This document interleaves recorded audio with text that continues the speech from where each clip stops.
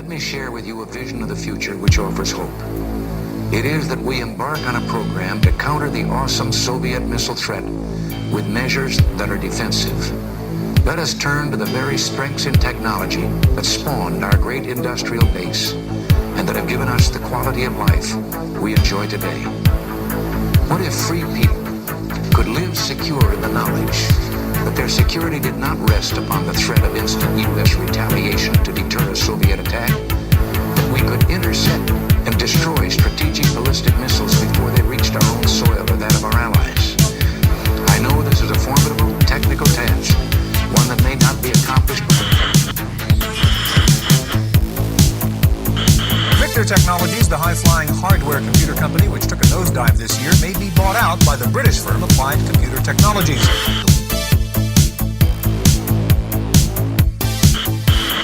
Piloting the space shuttle is very difficult to do, one would think. Can a kid or a normal person actually pull this off? Well, what I did when I designed this was I understood that problem. It seems the sweep of technology has no limits. In San Francisco this week, the world's first robot bartender was unveiled. The robot can talk and take spoken orders and can mix 200 different drinks. But on the first test run, the robot knocked a glass off the bar and onto the floor and poured beer all over the counter. The robot's designer said there were still some bugs to be worked out.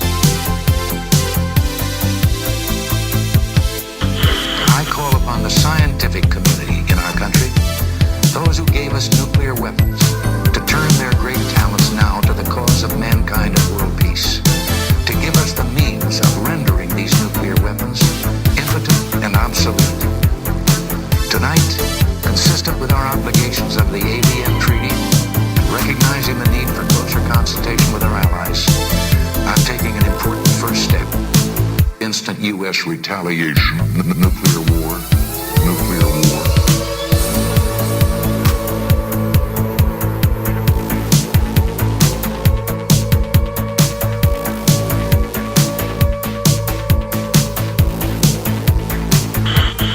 In Japan, where high technology is showcased, consumers stare in wonder at the latest facet of life overtaken by the computer age, the department store. While the SIBO store is proud of its technology, it is worried that customers will feel it has lost the human touch.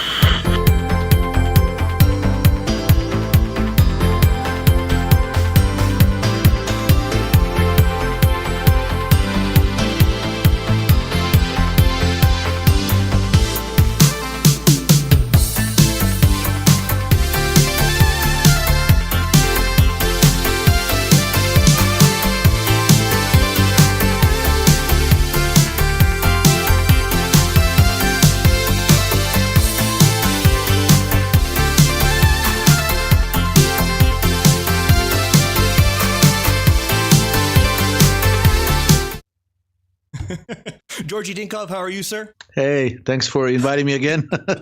Trying to, keep whatever little sanity I have left in the capital of insanity. Well, explain what's going on. You're in the part of it. Yeah, I mean, I would say, I know some other people that live in big cities and they're saying it's pretty much the same. I guess the different thing about DC is that unlike New York City, which is apparently like a ghost town right now, DC is having riots, or should we call them peaceful protests, every night. And my office where I am right now is just 2 blocks away from the White House. And basically like there's a 4-block radius where everything's being blocked by the police. And this has been going on for months. So, and I don't see it like, decreasing in intensity. So that, and then basically like we continue to be in the semi-lockdown state where you're supposed to wear masks even in public, and I don't personally, and many of the people that I know don't, but we get harassed on the street. That's kind of have been intensifying lately. It wasn't like that in the summer, but I think now people are seeing the news saying like, oh, there's a spike in the cases, in the deaths, whatnot, right? So now I'm actually getting harassed on the street. People are like, hey, asshole, put your mask on, right? So that's kind of new, and I'm kind of noticing, more people are getting like, visibly, I don't want to say deranged, but they're visibly agitated, and there are a lot more crazy people on the street, like just talking to themselves, like random people getting into fights, mostly homeless, but like I saw like, two people hitting each other with grocery store bags, and I don't know what happened, but it's probably something related to the mask, but they didn't look like bums, so I'm starting to see some normal people get into fist fights. So yeah, it's going to be an interesting fall/winter. Yeah, I can't believe we haven't done this since I've been in Mexico, but I've been here for about a month, and I don't wear a mask either, but you have to wear one when you go into like a tienda or a grocery store or whatever. And in fact, I talked to the local organic store, and they were saying they were being pressured by the police to not let people in, and so it's like, if you're saying, hey, I don't want to wear a mask, and you're going in there, they could get in trouble. Yeah. And so I don't want these organic food grocer people to get in trouble because I don't want to wear a mask. So, but one thing I did notice is like I'll walk just down the street, and like a older woman will like, or a man or whatever, they'll occasionally close their mouths as they walk by. Yeah. And so this is the biggest psychological operation in human history, and it's just there's so many levels to it. What did you make? We should talk about this with Ray. But what did you make of the WHO backtracking on the lockdown? You catch that? Yeah, I saw. Actually, they actually quietly started changing their position a while ago. It's been about 2 months. They gradually did it, right?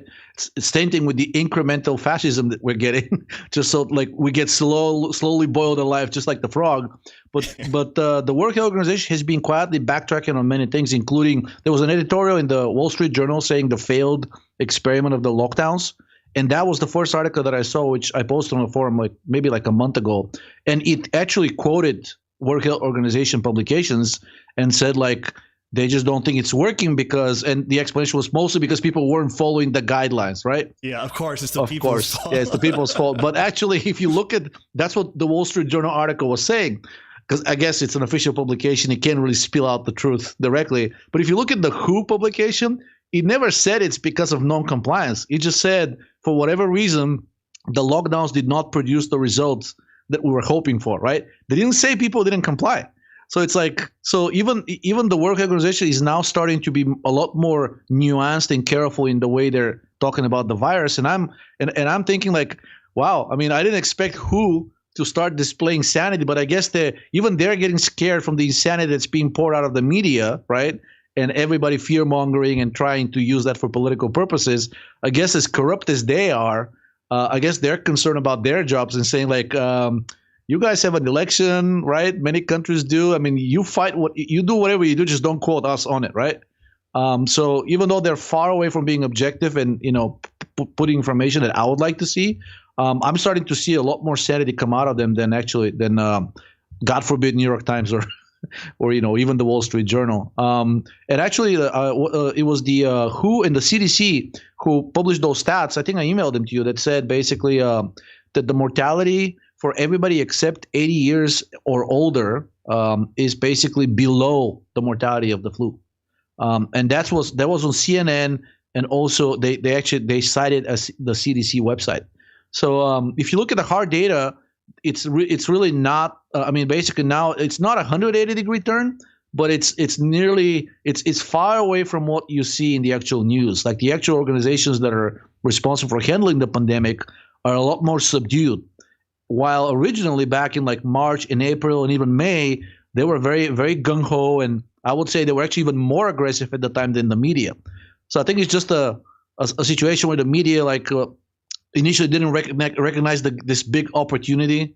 To quote Rahm Emanuel, didn't recognize the crisis, and but they did eventually decided not to let it go to waste. So that's what we're kind of seeing, like the delayed wave ripple effect, because the media is still running with that story while the actual official, public health organizations saying, it's actually a lot more complicated than we thought it would be, and we really don't want to make any definitive statements right now.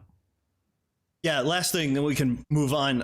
So the election is fast approaching, and if you check out one of our, or if you remember one of our, maybe our first or second, or maybe it was third, I don't remember, but Ray said that he thought the virus would take a vacation after the election. What is your? Oh, absolutely. I mean, they're already preparing. Well, it really depends who will win.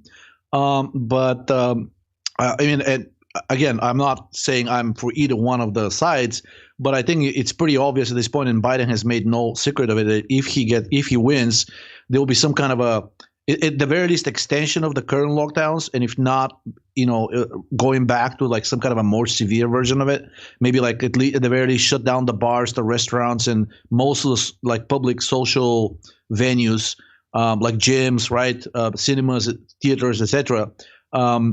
But the thing is, like, even now, even the public health authorities are saying, like, no, we shouldn't be doing that. Like, it's already not working. And if you and now we're seeing worldwide, we're seeing the so-called pandemic fatigue. Like, well, I'm actually seeing a lot more of that. I'm seeing a lot of people saying, like, enough of this charade. I'm not playing along with it anymore. But they're calling it pandemic fatigue. So the very best, if you try to shut down again, people are just not going to go along with it, right?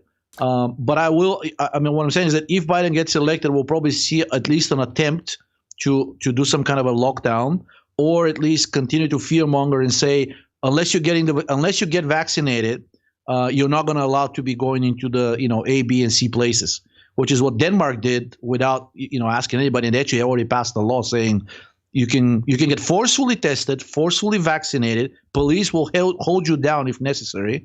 I mean, I'm starting to think about like one flight over Cuckoo's Nest, right? It's like people holding you down and you getting your treatment, right? But it's even worse than that. You can get prohibited in Denmark right now from going to the grocery store, right? And they're saying if you refuse to get vaccinated, they won't even bring you food. So it's basically you're in exile. Like, you cannot do anything. And then they're saying eventually, if the government determines you're a threat to your neighbors, you'll be forcibly removed and then put in an institution where they'll test you, they'll do whatever they want pretty much. And it goes without saying that they're going to take away your children if you have any. Basically, it means you're an irresponsible parent and whatnot. So I don't think we're going to get to that level, but Biden has spoken multiple times favorably about the approach Denmark undertook. So I wouldn't be surprised if we see some kind of a push of around along the lines of like, look, you either get vaccinated or you won't be able to travel, or you won't be able to do X, Y, and Z. Yeah, I see some people talking about like, oh, I'll get a fake doctor's note. Like, I don't think that is what's going to be going down. Again, this is going to be all digitized, and I'm not saying a person should give up and take whatever is given, but I think this is extremely sophisticated, coordinated, and I just don't know what to expect. Like, but if you check out, like, if anybody thinks what you just said is outlandish, they should check out Whitney Webb, because she goes through the documents of who is she? Maybe the Rockefeller Foundation or something. But anyways, it's even worse than you think it is. You know? Like, they don't want one vaccine; they want multiple vaccines, like weekly vaccines. So it's like, it's way crazier than I think. Maybe even somebody like myself, it's hard for me to not that I'm above anybody, but like just slightly above a normie, and it's hard for me to comprehend how crazy. Yeah, and I think they're pretty well aware that a lot of people will try to opt out by like bribing somebody and whatnot, and they're actually aware of this. And now the process that's been put in place is you will only be able to get the vaccine from these official like administrators, right? And that may be one reason why initially there was a suggestion saying like, oh, let's distribute it to the PCPs, the primary care providers, and everybody can go to the doctor and get it. But I think now they're realizing that creates the opportunity for people to, I don't know, bribe their doctor or like somehow, convince the doctor otherwise to write like a fake certificate or something. And they're saying, nah, too risky. So now they're pushing for the creation of these like pandemic centers where you would go, and then the military will be there too, right? For your protection, of course, because the virus may come out of it and they need to shoot it. So basically, the National Guard will be there protecting the doctors, and it's been shown that even if it's not mandatory, there are multiple psychological studies showing that if you go into an area where you have to do something and it's supposed to be voluntary, but you get surrounded by these burly men with guns, even if they don't do anything, they don't tell you anything, right?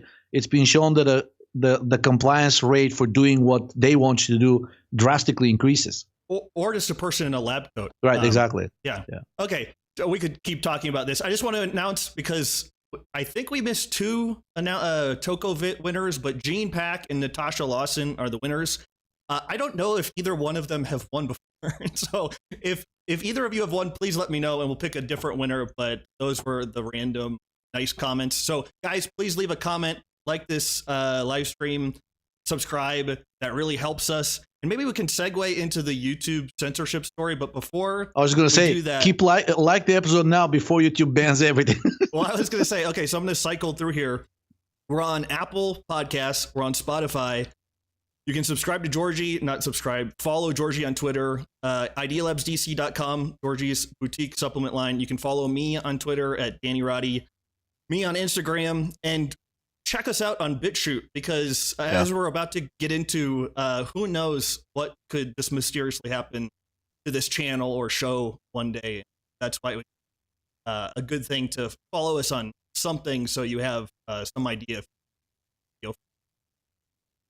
Okay, do you want to get maybe the YouTube? Yeah, the YouTube thing. I it's not on my blog because I thought it's like too important for me to post on the blog. I wanted to give it to a bigger audience, which I think the forum is. So I posted it there, and basically it turns out that YouTube and the World Health Organization are having daily meetings discussing. Basically, YouTube comes up with a list of the videos that they thought would be the most controversial, and they're calling the World Health Organization saying, "Hey, how do you like that video?" Right? And these are all so-and-so contrarian videos, right? And now they've come up with a policy, which apparently the World Health Organization guides, where basically the video, if you post any video on YouTube that contains contrarian information to what they call it, worldwide, federal, state, or local health authorities, if it's in contradiction to what any of these authorities are saying in regards to COVID-19 vaccines, then basically your video will immediately get banned. And I thought, wow, how convenient. None of these organizations really agree with each other. Like, you can find any video that runs afoul with at least the guidelines of at least one of those organizations. But that's perfect, right? YouTube will be like, well, look, oops, you're not complying with, I don't know, your local municipal requirements on COVID disinformation. So there you go, you're banned. But it gets worse than that. They also said that they're going to ban any video that has borderline content. And when the journalists asked YouTube or /Google to say, okay, can you give us an example of borderline content, they refused. And then to make matters even worse, so I guess you can, as controversial as it is, you can kind of justify, at least officially based on laws, banning videos that go against vaccines because it's an established medical practice. But guess what?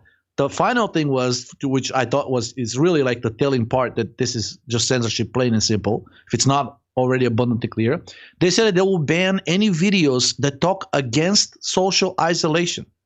Now, we're not talking here about a medical intervention. We're not talking about a vaccine. We're not talking about treatment. We're not talking about anything that medicine agrees, even if it's corrupt, even if it's like a fake treatment.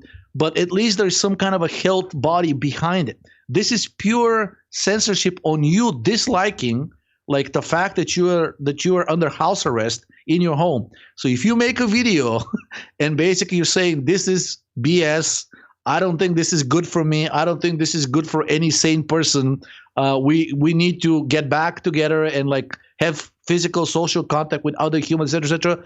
Apparently this is now running afoul of YouTube and World Health Organization policies, and that video will get banned. So I think we're fastly approaching situations where pretty much anything you say, because think about it. I mean, it will be very hard. Most of the videos that are being posted right now on YouTube, they mention at least peripherally somehow COVID-19, right? So unless you're literally parroting back whatever the CDC says, and even then they can get you banned because you may run afoul of some like unknown policy they have. You should not even be talking about COVID-19. Should not even be talking. So even if you just make a video about, look, I don't want to be locked up at home. Don't mention the virus at all. Don't mention vaccines. Don't mention treatments. You just say, I am going insane by being stuck at home. that's enough for you to get banned. We could move on after this, but there's like a funny meme going around, and it's like, name your favorite vaccine ingredient and list the health promoting aspects of it. And I think that encapsulates it so well. Like I'm pretty isolated in Mexico. I don't talk to people about this very much, but I imagine that would leave somebody totally dumbfounded in a conversation, like a pro-vaxxer versus an anti-vaxxer. Right. Like the likelihood that like a pro-vaccination person is going to know what's in the vaccine and then further be able to explain like the toxic ingredients, beneficial health effects. I'm sure that would make funny comments. Yeah, slim to none. But yeah. Most of the pro-vaxxers, like as soon as they even hear that you are like challenging the vaccines or at least even asking questions about it, they usually shut you down or like they ignore they change the topic. If it's a doctor, he or she will attack you. If it's like a friend of yours, they'll either change the topic or like they'll start ignoring you. I mean, I've never met a person who wanted to engage and discuss the pro-vaccine side of things. It was either very authoritarian, saying like, I'm right and you're wrong, right? So shut the hell up. Or it was like, oh, I don't want to talk about it. You're insane. So let's move on.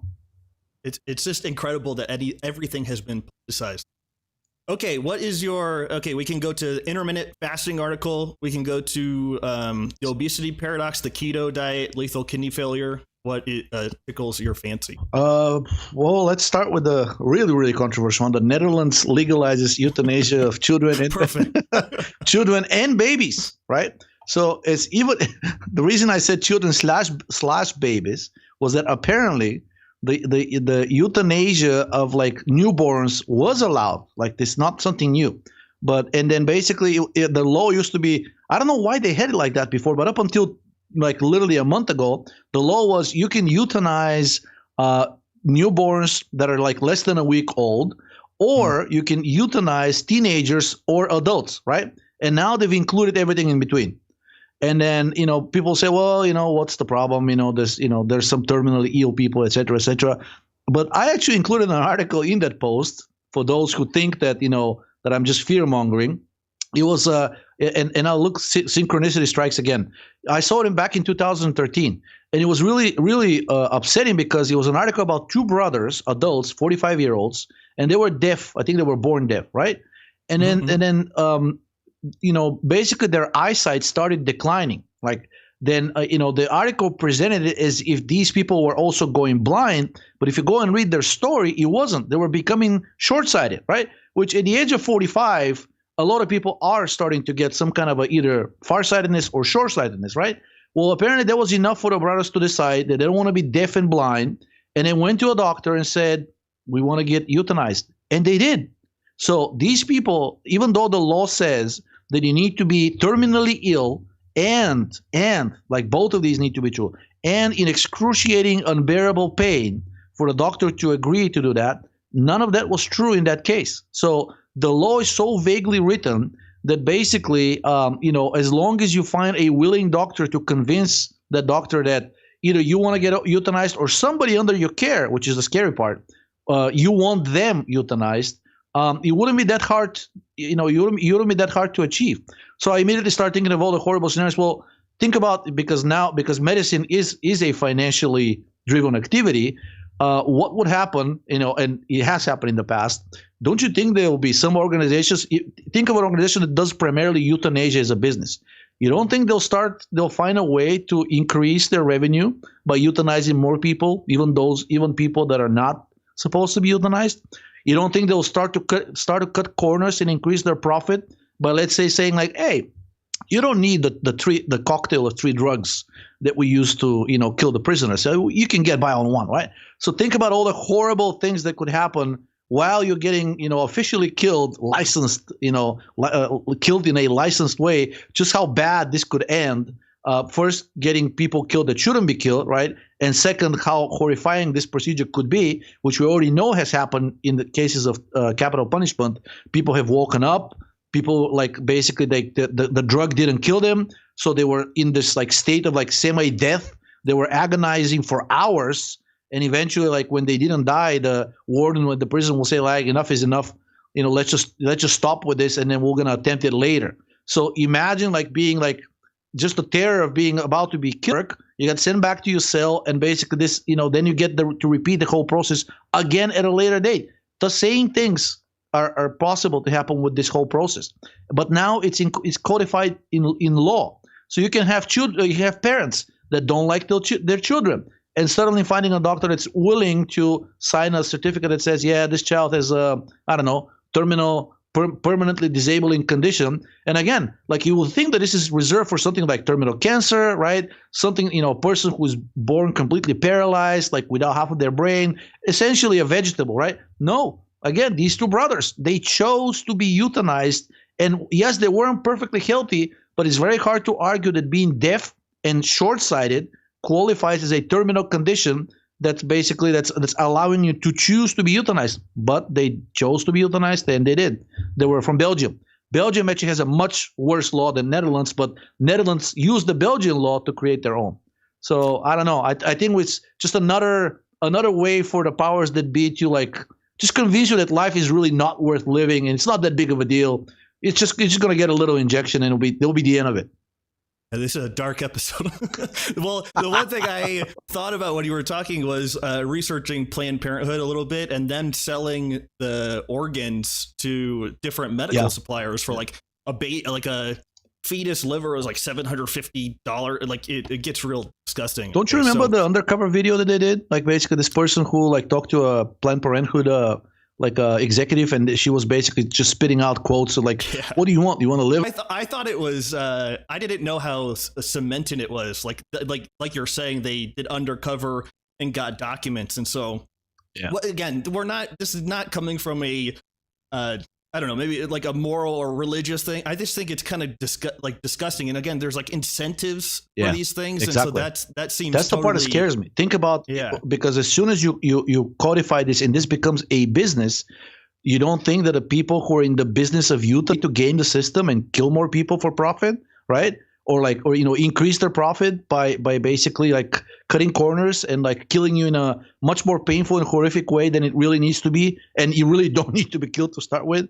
Yeah, I don't know. I mean, I think the way I concluded that article with, I think the world has finally gone completely mad. On that note, okay, what the keto diet can cause lethal kidney failure. Okay. It's just one case study, but I thought it's pretty. It was important because it was a very young and very popular actress in India, and basically she didn't have any health problems before. So she went on the keto diet, and basically her condition quickly deteriorated, and she died of kidney failure. And it was the thing that really drew my attention was that her doctors wrote in her death certificate as an explanation, as a cause of death, they thought it was the keto diet.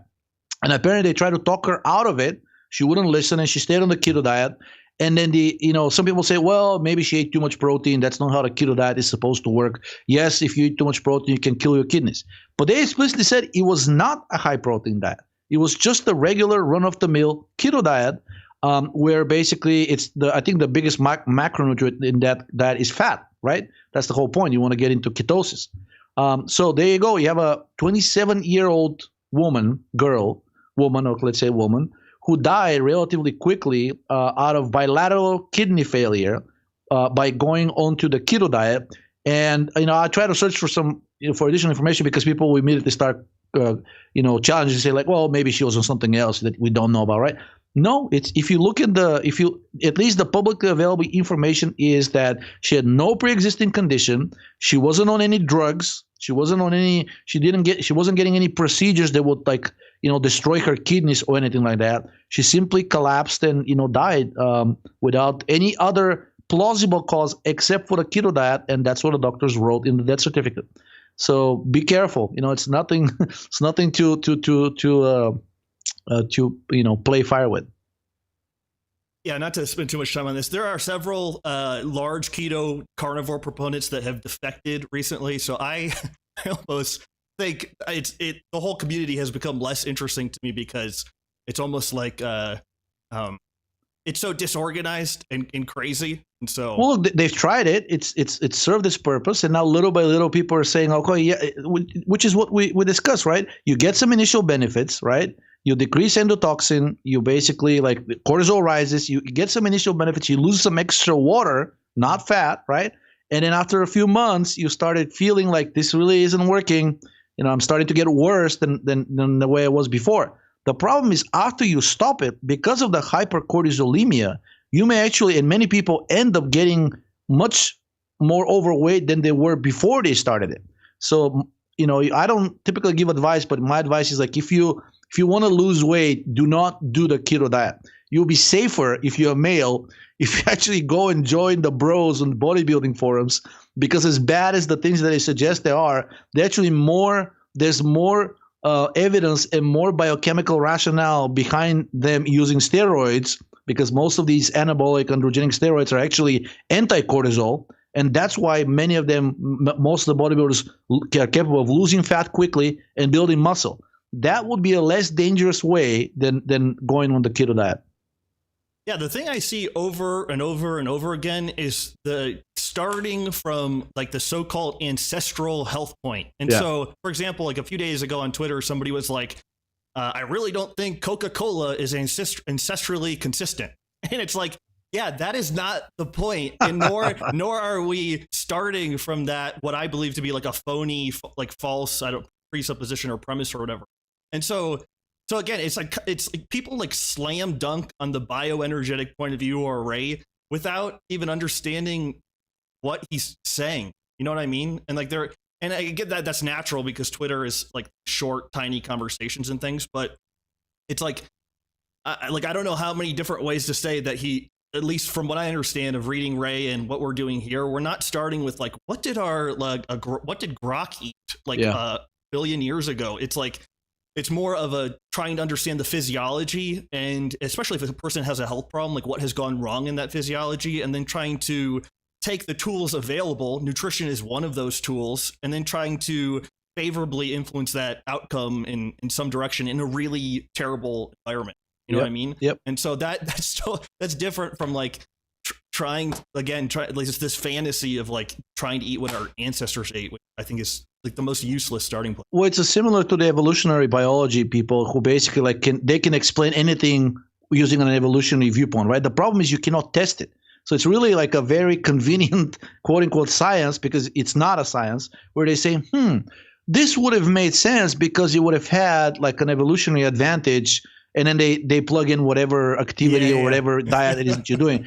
But the way he says like, okay, so let's test this in the lab. Well, we can't really. Why not? Well, because evolution takes billions of years. Okay, well then it's just like hypothesis, and if it's untestable, it's not science, right? Even by the mundane, and they're not entirely wrong, but like this what was it, the Stephen Kuhn paradigm, that if in order for a hypothesis to be scientific, it has to be falsifiable, right? Well, I don't know of anything in evolutionary biology in any of its hypothesis that it's testable / falsifiable. So it's much closer to religion than it is to science. Good stuff. Could keep talking about this. Okay, intermittent fasting, I think, is like because right now, I don't know if you noticed, but the keto community is starting to shift towards intermittent fasting, and in general, the dietary world, it's very popular, at least in Hollywood, the intermittent fasting right now. I would agree, but I've seen some people, again, defect from this as well. And so those girls I did an interview with, the Strong Sisters, like girls, people that have problems, I think, notice issues with intermittent fasting. But continue. Yeah. So, I mean, it's one of the fad diets right now. Let's just put it this way, right? And then, there haven't really been that many human studies with it, but this is one of the biggest, if not the biggest. And the reason it attracted my attention is that the doctor who actually conducted it was on intermittent fasting himself for years, but he kept not seeing any benefit. And actually, this is in the article as well. So, and as a result of, just to give you the TLDR, as a result of the results of the study, he immediately terminated his intermittent fasting. And he's saying, like, there's a quote there which says, "Just losing weight alone doesn't mean good things are happening for your health." That thing, I think most people should take it and make it a sticky note, because this obsession with losing weight at all costs, and there's another article about the obesity paradox, which we may tie into this as well. Just this idea that somehow lean is automatically means healthy, it really needs to go away. Could I just stop you for 1 second? I think this is so important. And so, and this can apply to different symptoms as well. And so Ray talks about people like in his From PMS to Menopause book, he says people felt like they understood a cancer, understood a therapy, but later it was found to give them cancer or whatever. And I actually have a friend, I've told this story 1,000 times, I apologize, but I have a friend who's like 70 years old who has really intense acne scars. And he used to get irradiated at the doctor's office for his acne, but now he has prostate cancer.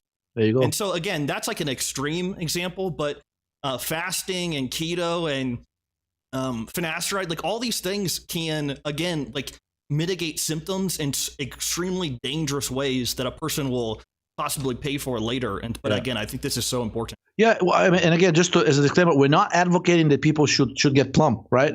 I mean, this isn't it's like, oh, go ahead and like just pack on the weight. No, it's more along the lines of more along the lines of, look, if you have a problem with weight, it's a symptom of something else, which is the underlying metabolic dysfunction, high endotoxin, right? Like hypothyroidism or hyperparathyroidism. There, many different things. They usually go together, right?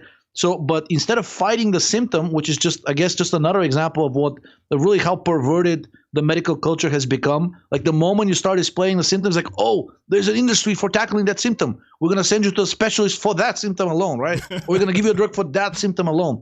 Well, apparently weight is one of such symptoms. And that study said that not only did the intermittent fasting group did not lose more weight, actually they gained a small, non-significant amount of weight above what the non-intermittent fast, the regular dieting group did. But the really scary part was that the intermittent fasting group lost muscle mass, pure muscle mass, which is a really bad sign. Anytime you go to a doctor, even the mainstream doctors, if they notice, if they even do the measurements, that you're losing muscle mass, regardless of whether your total weight is staying the same, they're going to freak out. Like the sarcopenia is really not a good thing, which is the losing of the muscle mass. It's the number one predictor, together with serum levels of albumin, of all-cause mortality. And I think Ray has one of the there's a quote he often repeats and paraphrases with different words, but he says like anything that kills you tends to shrink your muscles first. So I think under that definition, intermittent fasting would be something that may kill you if you continue for too long.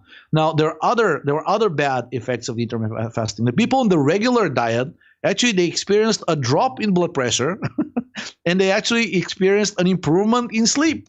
While none of these things happen in the intermittent fasting, and they actually basically experienced deterioration in sleep quality, and there was also a decrease of spontaneous physical activity in the intermittent fasting group, which makes perfect sense. If you're tired all the time because of this fasting, you basically you wouldn't feel much. You wouldn't feel very inclined to do any physical activity. Your free fatty acids will be higher, and cortisol will be higher, which would have lean muscle mass, and also your dopamine will be lower because of the fasting and the high cortisol, and then you wouldn't feel very motivated to do things. So all in all, the lead author of that study said that as soon as he saw the preliminary results started to come out, he stopped his intermittent fasting regimen, which he was maintaining for about 7 years, I think. And what else he said? Yeah. But as soon as I saw the data, I stopped. Yes.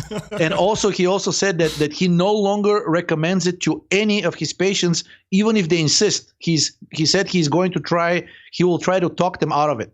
So, and keep in mind, this is the biggest study on intermittent fasting so far, human study.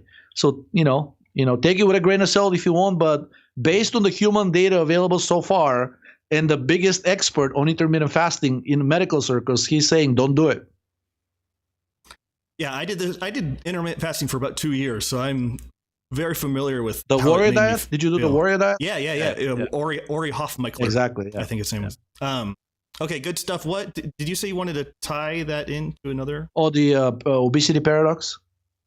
Yeah. They found out that basically, like, we keep hearing that being overweight is a risk factor for COVID-19, right?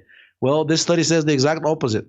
Not only is it actually a protective factor, but the higher the weight, the less likely you are to die if you come down with COVID-19. And we're not talking about muscle mass here. They clearly these people with a BMI of 32 and higher that they were looking at, they weren't bodybuilders. They were just regular Joes on the street. And the results were pretty clear, and they actually say it. So there was a 72% lower chance of getting infected. If the more obese you are, the lower your chance of getting infected. And then the more obese you are, at the highest level of obesity, there was a 35% lower chance of dying, even if you're morbidly obese.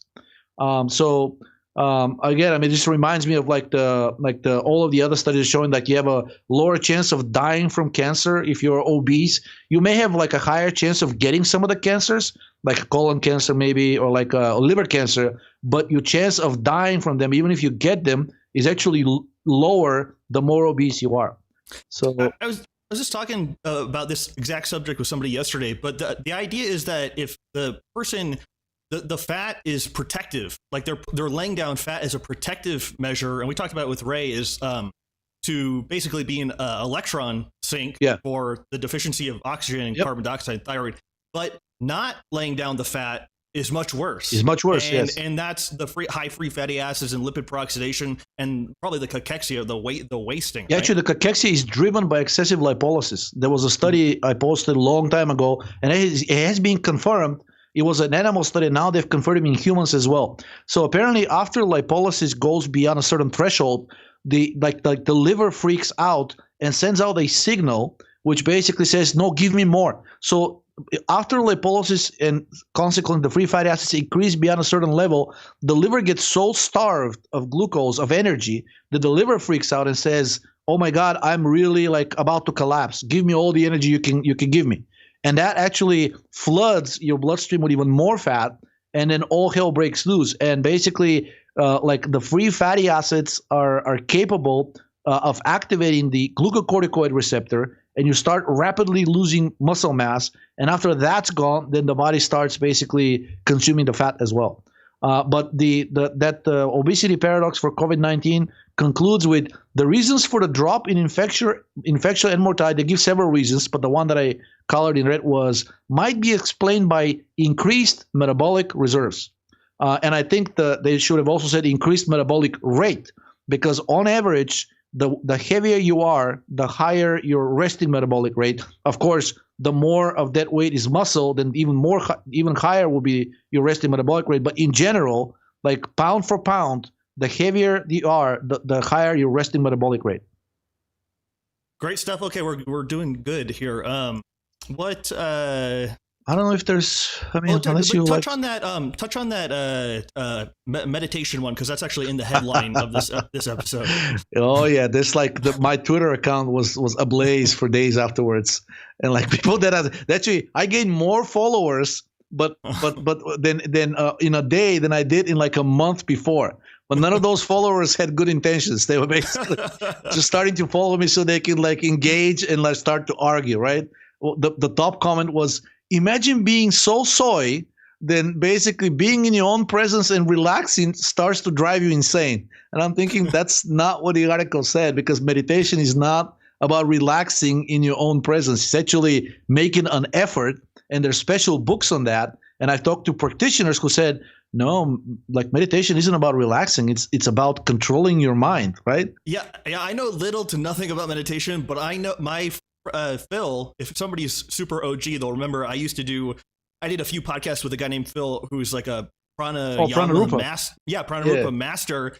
And I think I had said something like that to him 2013 or 14. And he's like, "No, Danny, you goof. It's intense concentration. Yeah. It's not relaxing at all." Yeah. And so, sorry, go ahead. Well, anyway, several studies which show that in one study showed that up to 60% of the practitioners they experienced either deterioration in already bad mental health, or a new onset of either anxiety or depression or even psychosis. And some of the comments that I got on Twitter were actually really good. The ones that weren't confrontational said, yeah, apparently in really, really high guru practitioners, and there's a book that they quoted, and this process is known the dark night of the soul. So apparently, through the process of achieving enlightenment, which actually was in the famous movie with Buddha that Keanu Reeves plays, basically before he reached enlightenment, he underwent several nights of like really intense hallucinations, meeting the devil and whatnot, right? And that's actually considered a necessary path to enlightenment. But guess what? Not everybody reacts well to meeting the devil, even if it's in your dreams. And some of those people actually, up to 60% in one group, actually deteriorated mentally in terms of their mental health, not so much cognition. And I immediately thought of like, well, you know what? If your life sucks and things are not going well, one of the worst things possible is that you sit there and you start deluding yourself and forcing yourself and telling yourself everything's fine. If I focus on this fly that landed on the wall, and if I become one with that fly, all of my problems will magically go away. I mean, it's just I'm exaggerating, but actually, you know, some of the practices do involve things like that. Like you concentrate on an object, and you become so engulfed with it that you know the rest of the world like stops mattering. It just doesn't sound like a very rational way of resolving your issues, if there are such issues. And thinking about think about it. Usually, meditation is prescribed to like really very vulnerable people. Many of them terminally ill. Not just say many, but like almost every person with cancer, if they go to the doctor, one of the first things they'll get prescribed, aside from chemotherapy, radiation, and surgery, will be like, you know, oh, this hospital has like one of the best meditation practitioners. Like you should go and like practice with them. No, I think people have a reason to be freaked out when they hear they have cancer. The last thing you want to be doing the least healthy thing would be for them to sit there and imagine that their cancer is going to melt away by them somehow staring at the wall. Wouldn't this kind of be you know how Ray's talked about those experiments where they give rats something to bite on, yeah, and it can radically reduce like the stress from the ulcer? Exactly. This would kind of be like the opposite. Exactly. Of that, like not doing anything. So it prevents you from acting out on your aggression. And actually, and I thought about like there's this famous technique, which not technique, but if you start being aggressive or angry for whatever reason that the powers that be or the people surrounding you don't like, they'll say, oh, you need anger management. Well, that's exactly the opposite of like acting out on your anger. You go to a practitioner who teaches you how to reframe your anger in a positive angle. And I've listened to some of these because they have videos on YouTube. It sounds so infuriating that if I ever get into a position like that, I'll probably choke the practitioner. I kid you not. I mean, this is just, they're sitting there and like saying like, you know, like you're sitting there and shaking with anger, and they're saying, I understand your frustration. Your feelings are suboptimal. Yeah, I mean, I'll show you what's suboptimal. So it's an entire industry of people developing techniques to somehow focus your attention away from your problems and what's bothering you, and basically trying to convince you that it's all in your mind. So it's like if I stab you with a knife, the pain is all in your mind. So if we find a way to basically tell your mind, train your mind to control and like ignore the pain, you'll be perfectly fine. You may bleed to death, but you'll be perfectly fine mentally. Yeah, and just with an asterisk, if meditation has changed somebody's life or something, I wouldn't tell them to stop or anything. Yes, I think maybe that's not my point here. It's just I'm trying to say that it's not the silver bullet that is being presented and continue to be sold as by doctors of all people. Again, this life we're subjected to. You have to find meaning in some way, shape, or form. And so a person that finds meaning in through meditation or something, that's amazing. You know? And so maybe what we're critiquing more, and correct me if I'm wrong, is like last time I talked about that article, why corporations want you to sit down and shut up or something. Yes. But maybe the mainstreamness of the meditation that has arisen, like it was so big in San Francisco, like all the tech people were like in love with meditation. Well, that's what it's being sold as a way for you to like shut up and like focus on ignoring your problems through your like training your mind instead of resolving them, right? So if something really so what I'm trying to say is that your focus should be what is it in your environment that is interfering with your ability to live a fulfilled and meaningful life. So if that thing can be identified, then I guess a natural instinct would be to try to resolve it, right?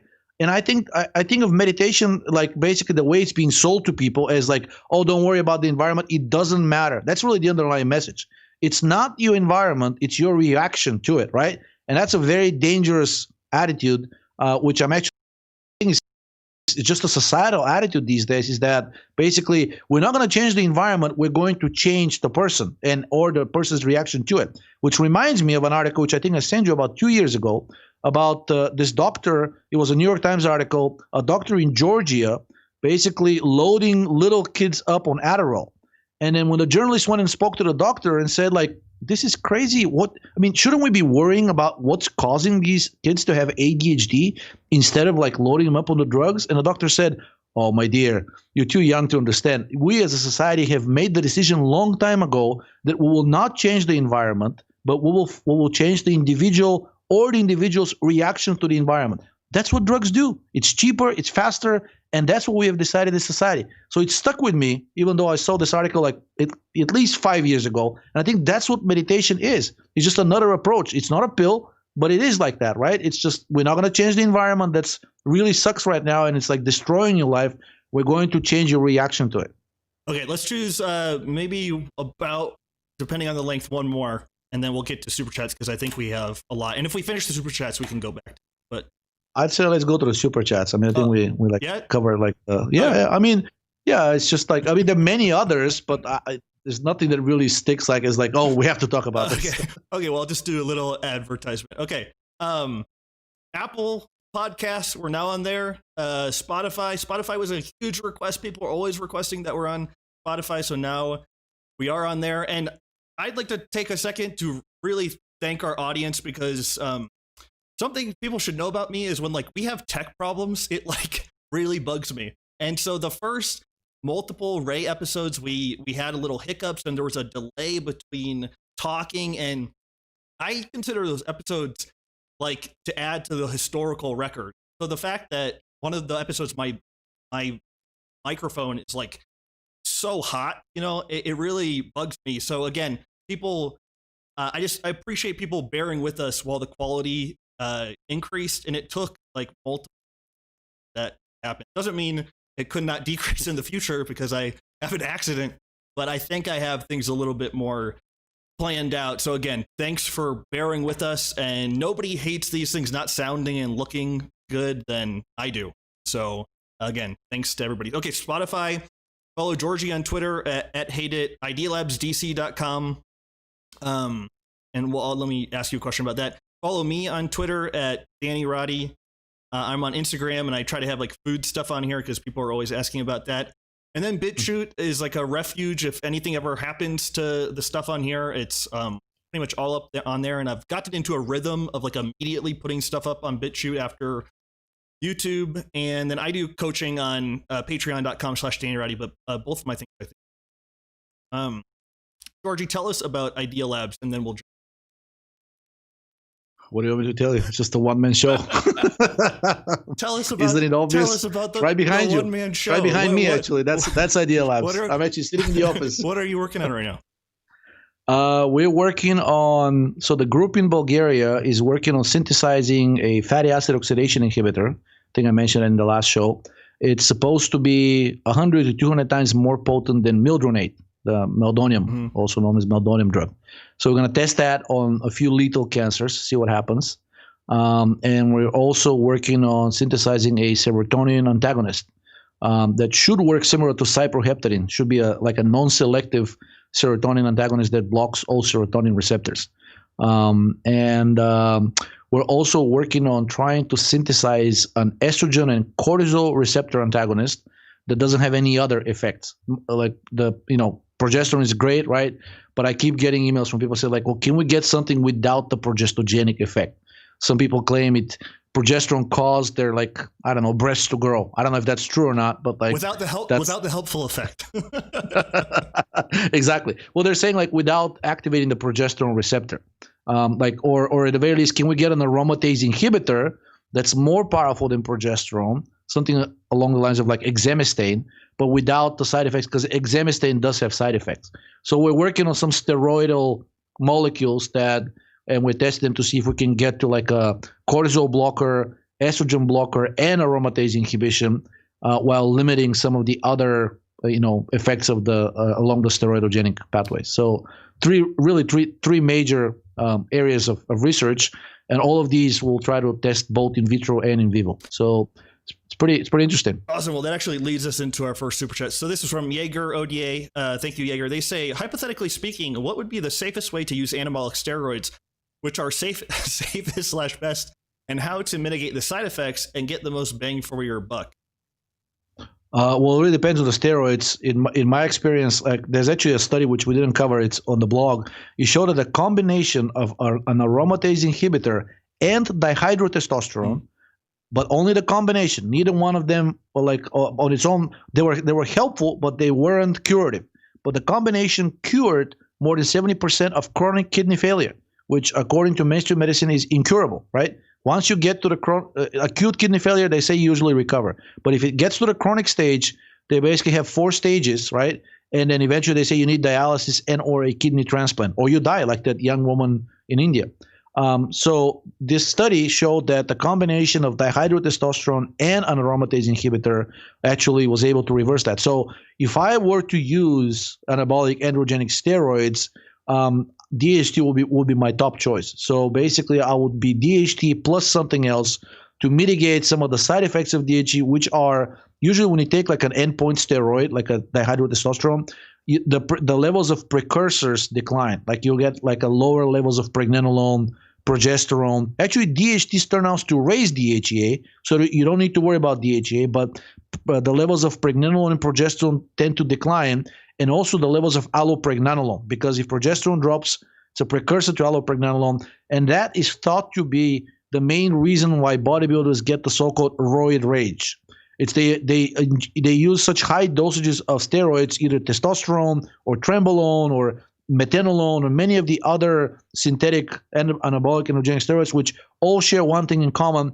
They tend to inhibit the synthesis of the precursors of the top level steroids and consequently decrease the levels of the calming neurosteroids such as allopregnanolone, which basically makes people go berserk. So like a good thing, I mean, I shouldn't say good thing. What I would try would be dihydrotestosterone plus a little bit of pregnenolone, 10 to 30 milligrams daily for the pregnenolone, and maybe 5 milligrams tops for the DHT. That would be my choice. If you have to use the synthetic ones, I think drostanolone, also known as masterone, is actually a slightly changed dihydrotestosterone. It just has one extra methyl group and is approved by the FDA as treatment for breast cancer.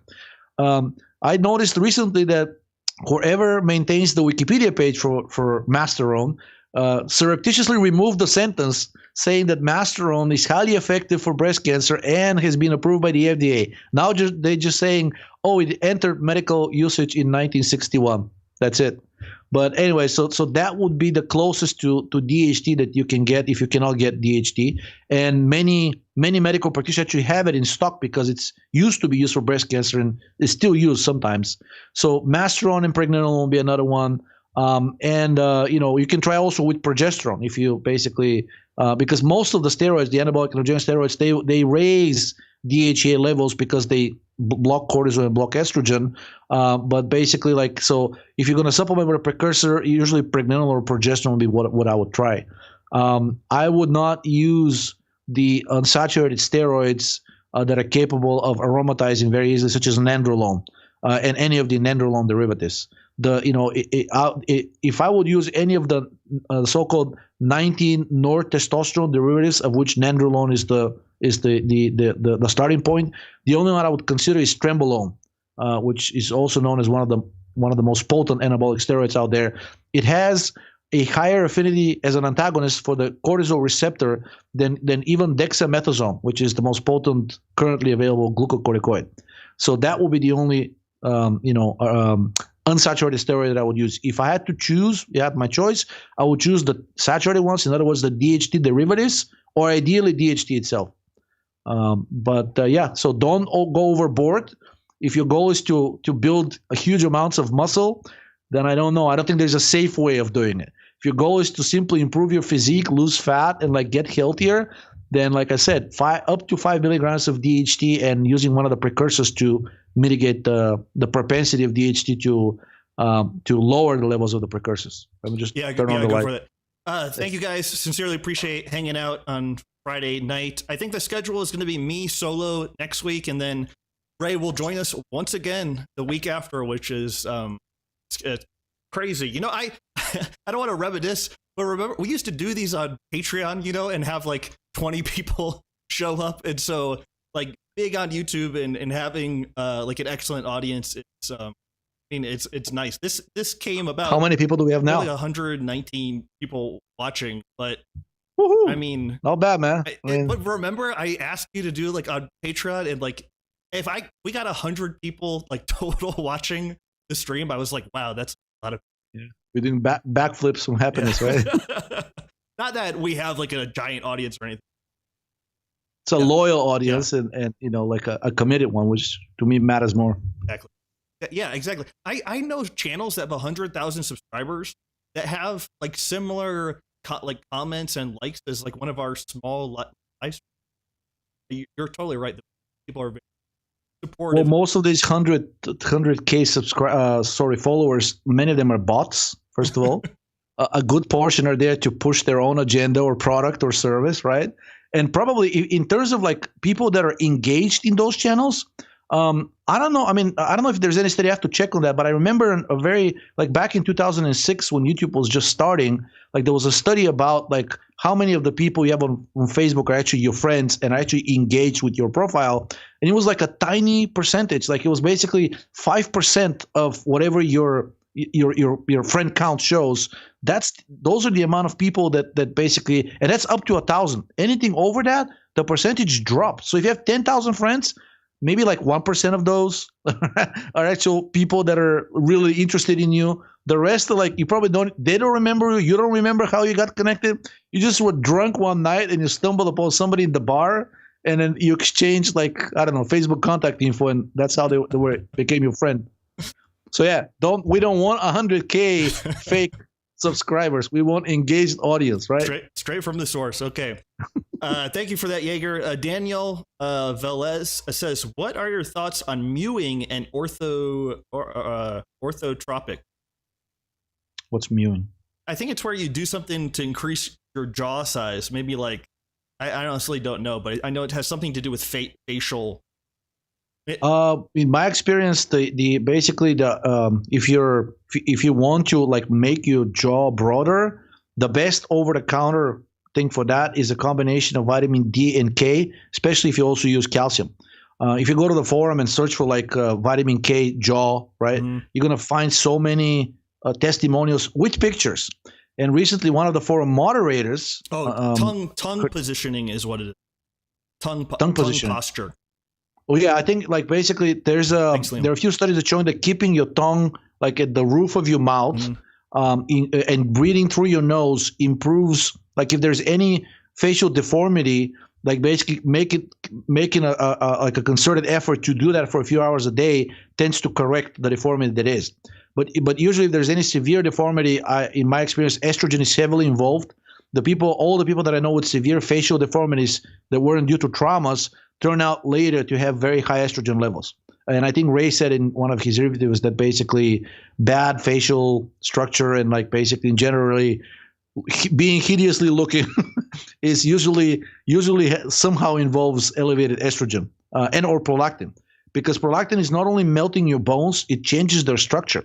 It like if a bone's supposed to be at a certain angle, prolactin tends to increase that angle.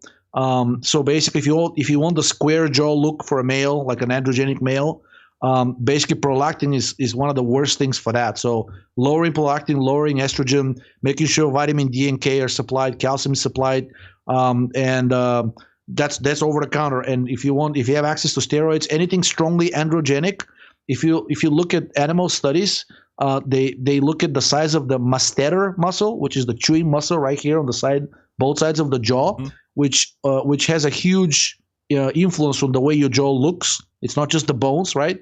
So that muscle is very sensitive to your levels of androgens. So anything that you do to increase the androgenic tone is going to make that muscle grow bigger, and also is going to change the gonal angle.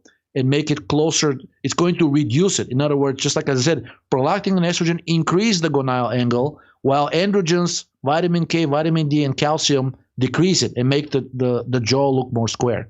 Okay, so we have about 20 questions, and so we'll try to run through all these. Thank you, Daniel.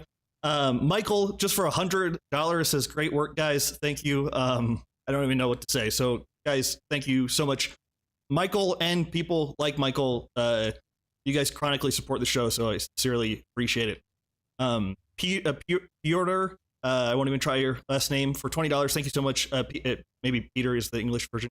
Hi, Danny and Georgie. I have low platelets in the low 90s. Apparently, it's genetic. I started to take aspirin, 325 milligrams daily, along with vitamin K recently. Is it safe to do so? And is there a way to increase platelet count? So basically, if you increase the vitamin K, that by itself should increase the platelet count. If you look at the original studies with vitamin K on osteoporosis that were done in Japan, one of the quote-unquote side effects was increase in platelet count, but these people were only taking vitamin K. So I don't know if the aspirin is going to negate that effect. I doubt it. But I saw these studies which used 45 milligrams daily showed an increase in platelet count. So that's one thing you can try. Yeah, I think Ray recommended to somebody with a similar issue vitamin K before taking the aspirin. Before taking the aspirin. Okay. Yeah, that's exactly what you said. Okay, thank you for that, Peter, or how do you say it? Piotr? Piotr. Thank you. I think he's Polish. Thank you for that, Piotr.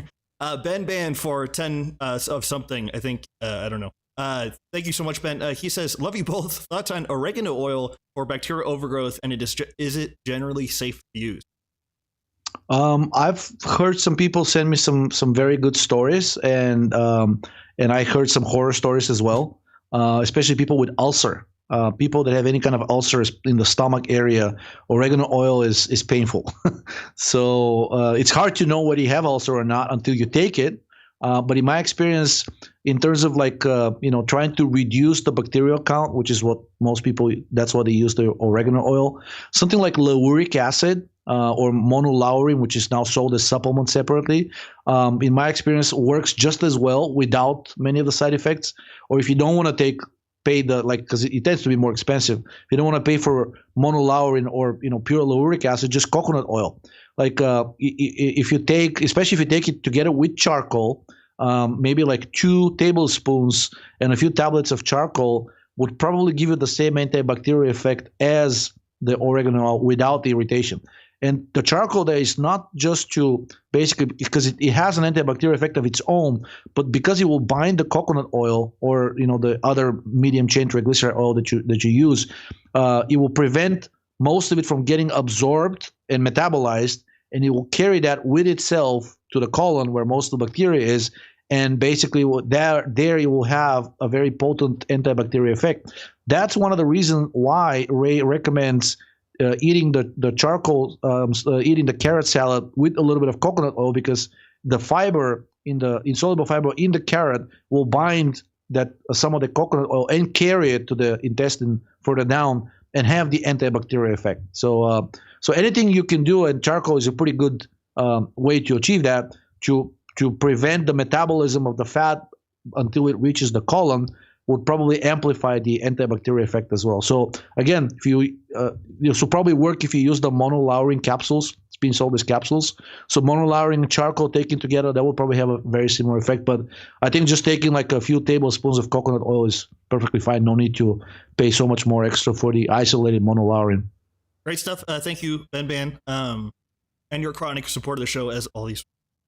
John Rowan for $10 says, Is effect of supplemental pregnenolone the same as what could be achieved from eating foods that contain pregnenolone? Is supplementing pregnenolone natural, since you could achieve the same effects from food?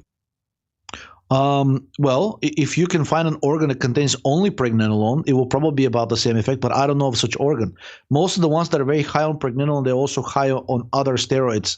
The highest amounts of pregnenolone are usually found in the brain, the kidneys, the heart, the liver, and the gonads. And those also happen to be steroid-producing organs in general. So if you're eating those organs, you're probably going to get a decent amount of DHEA, testosterone, and progesterone. If in terms of the effects of equal dosages, whether you take isolated or from the organs, you'll probably get similar effects, but you're not getting isolated pregnenolone. I don't know of any organ that contains only pregnenolone. So I don't think you can. So consequently, they cannot be directly compared. But would you be getting similar effects, in a similar amounts if you're getting from organ or from an isolated source? Sure, I don't see why not. I mean, it's the same molecule. Yeah, so he has this follow-up similar question. Do you know of any resources that talk about pregnenolone's natural presence in foods like beef liver? I don't know about this subject, but I would imagine the amount in natural organs is way less than 100 milligrams of pregnenolone. Is that right? Unless you're eating brain. So if you're eating brain, that's the organ, if you can call it an organ, with the highest concentration of pregnenolone. If you're eating and most of the brain available is usually from a cow or like a sheep. I would be wary of eating cow brain because of the mad cow issue. But if you can get sheep brain, I think I saw a very old study that said basically if you're eating half a sheep brain, you're getting about 50 milligrams basically. And that's not a high amount, right? But you're also getting a lot of other steroids as well, which may be amplifying the pregnenolone's effects. So I don't know. Maybe you can try. You can test. Eat half a sheep brain, see how you feel, and then take 50 milligrams of pregnenolone and see how you feel. My bet is on the sheep brain being a more potent, supplier of steroids, including pregnenolone. All right, we could talk about this more, but we should probably get to these 82 questions. Okay, another one. Also, you said 20 or 82. I'm just joking. Okay, another one from Piotr. Wow, I'm really bad. For $5, thank you, Peter. Says, Georgie, what books can you recommend for the beginner to learn stuff that you know? Man, that's a tough one. I think that there's a similar question that was posed to Ray, and he listed a few books. I would just say any introductory text on biochemistry is probably going to be fine. I mean, as the really biased stuff starts to happen later on, when you start delving into individual branches of medicine, like endocrinology, oncology, cardiovascular medicine, etc. That's where the dogma really starts, because biochemistry is mostly about how the body functions. They usually, I should not always, they usually stay away from things saying glucose drives cancer, or lactic acid is great for your brain, which is what Ray's latest newsletter mentioned is one of the newest dogmas. That's actually the reason for the existence of the Ringer lactate product. They're saying it really hydrates you and provides fuel from the brain. Right. Actually, it can cause seizures in susceptible people, but it's a separate story. In my experience, the introductory text on biochemistry, but by saying introductory, it's at the medical school introductory level. They try to stay away from dogma. It's mostly about enzymes and how things function, and I think that's a good way to start. And after that, I think there was a book on endocrinological physiology. What was that book? The big paperback that you have? Constance R. Martin.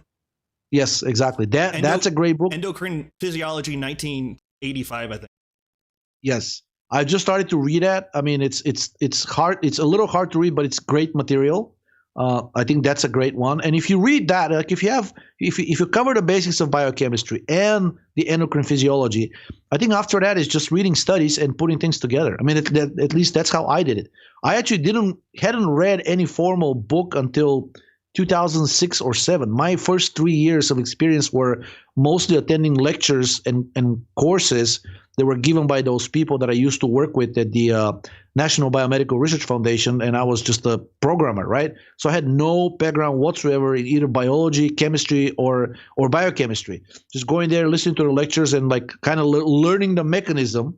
And then later on, when I read the introductory book on biochemistry, it kind of explained a lot of the gaps that I had in my knowledge. But you don't need that much specialized knowledge. Many of those people that you meet or see on TV, the real big experts, you'll be surprised how ignorant and dumb they are. If you actually start asking them questions on very basic stuff on glycolysis and Krebs cycle and whatnot, most of them would not be able to answer.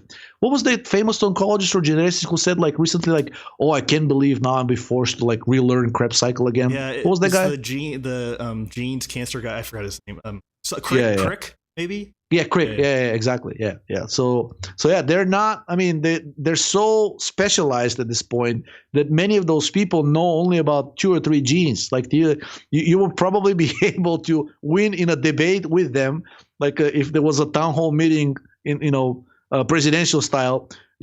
After you read if you spend like 6 months reading like PubMed studies and raised articles and whatnot, you will probably be able to easily win an argument with them, mostly because they're really not thought to think outside of their circle, like outside of their niche. And anything that's outside of that, they will either refuse to answer or they will bullshit their way through. I mean, I've experienced it many times discussing topics with those people. One of the most telltale signs will be like, do you have a degree in medicine? Once you hear that question, you know that the conversation is over. It's not going to develop well. Thank you for that. Say it again. Piotr. Thank you for that, Piotr. Thank you, Georgi. Linda Bell for $5. Good evening. She says, thank you, Linda. We appreciate it. Thank you very much. Mala Katandras for 5 something. They say, how can one dissolve progest-E to apply to the scalp for baldness, like the study with the mice Georgi told us? Pure ethanol, vodka, coconut oil? Well, if you already have progest-E, you don't need to dissolve it in ethanol. It's already dissolved, so you just need to apply it and rub it on the scalp. Yeah, but that's cutting it with an oil would be good because it's so sticky. Yeah. So cutting it with an oil, any oil would do fine. I think coconut oil would be the safest because it also increases the penetration through the skin. Olive oil would also be great because the oleic acid has been shown that it contains large amounts of oleic acid. Oleic acid itself is a so-called penetration enhancer. And even ethanol would probably do fine because ethanol dissolves tocopherols. So it will be just a matter of how much you can put in before the progesterone starts to precipitate. That's the other thing. Because ethanol can dissolve less progesterone per milliliter than vitamin E. The more ethanol you add to the progest-E, at some point you may start seeing precipitation of the progesterone that was dissolved in the progest-E. So you don't want to overdo it. Maybe try to do like 2 parts progest-E and 1 part ethanol and mix it together and see how it works and basically like do some experimenting before you dump an entire bottle and ruin it by adding too much ethanol. Thank you for that. Moritz for 5, I think they're pounds. He says, would high altitude heal anything eventually? I have a stubborn infection that I can't get rid of even by taking antibiotics, etc. Would altitude help? I think so. Most of the bacteria don't do well in a very highly oxidized environment, which is what would happen if you go to an altitude. Basically, because of the retention with carbon dioxide, your tissues become really, really well oxygenated. Hence, that's one of the reasons why you start generating more mitochondria while you're at altitude. And also, the bacteria don't like high levels of carbon dioxide in the blood either, in the tissues. So these two things, the shifting of the redox balance towards oxidation and the retention of carbon dioxide are themselves very strongly anti-infective. I think that's actually the main mechanism of action of methylene blue, which is known to have an antibacterial effect, but at much higher dosages. And they thought for a while the reason is that methylene blue in higher dosages increases the production of reactive oxygen species, but recent studies show that that's not the case. It's actually the fact that methylene blue shifts the redox status towards oxidation and it lowers lactic acid and increases carbon dioxide, that a combination of these two things are the reason the cell can actually get structurally more sound and get rid of the bacteria. So the goal really shouldn't be, unless it's a really severe infection, of killing the bacteria. The goal should be restoring cellular health at the point where the bacteria, the cell can actually take care of the bacteria by itself. There are very few bacteria that the cell cannot handle by itself if the cell is in good health. So maybe the MRSA, the multi-resistant Staphylococcus aureus, that's probably the only one, together with C. difficile, that would probably require some sort of like a heavy antibiotic therapy to get rid of. For almost everything else, if you're at altitude, sufficient altitude, maybe like 6,000 feet or more, I would say you should be able to bring it under control just by that. But of course, throwing some extra methylene blue, like I don't think it would hurt, right? And then if you're taking antibiotics, they tend to work much better when you're at altitude. You can probably get by using much lower doses, which should lower the risk of side effects. Thank you for that, Moritz. Sam MP999, thank you so much, Sam. He says, is the Dutch test accurate for androgen levels? My progesterone is always high, but androgens are low. My blood tests for androgens are all mid-level. Are you familiar with the Dutch test? Yeah, it's the urine test. I don't think it's useless, but I don't think by itself is reliable.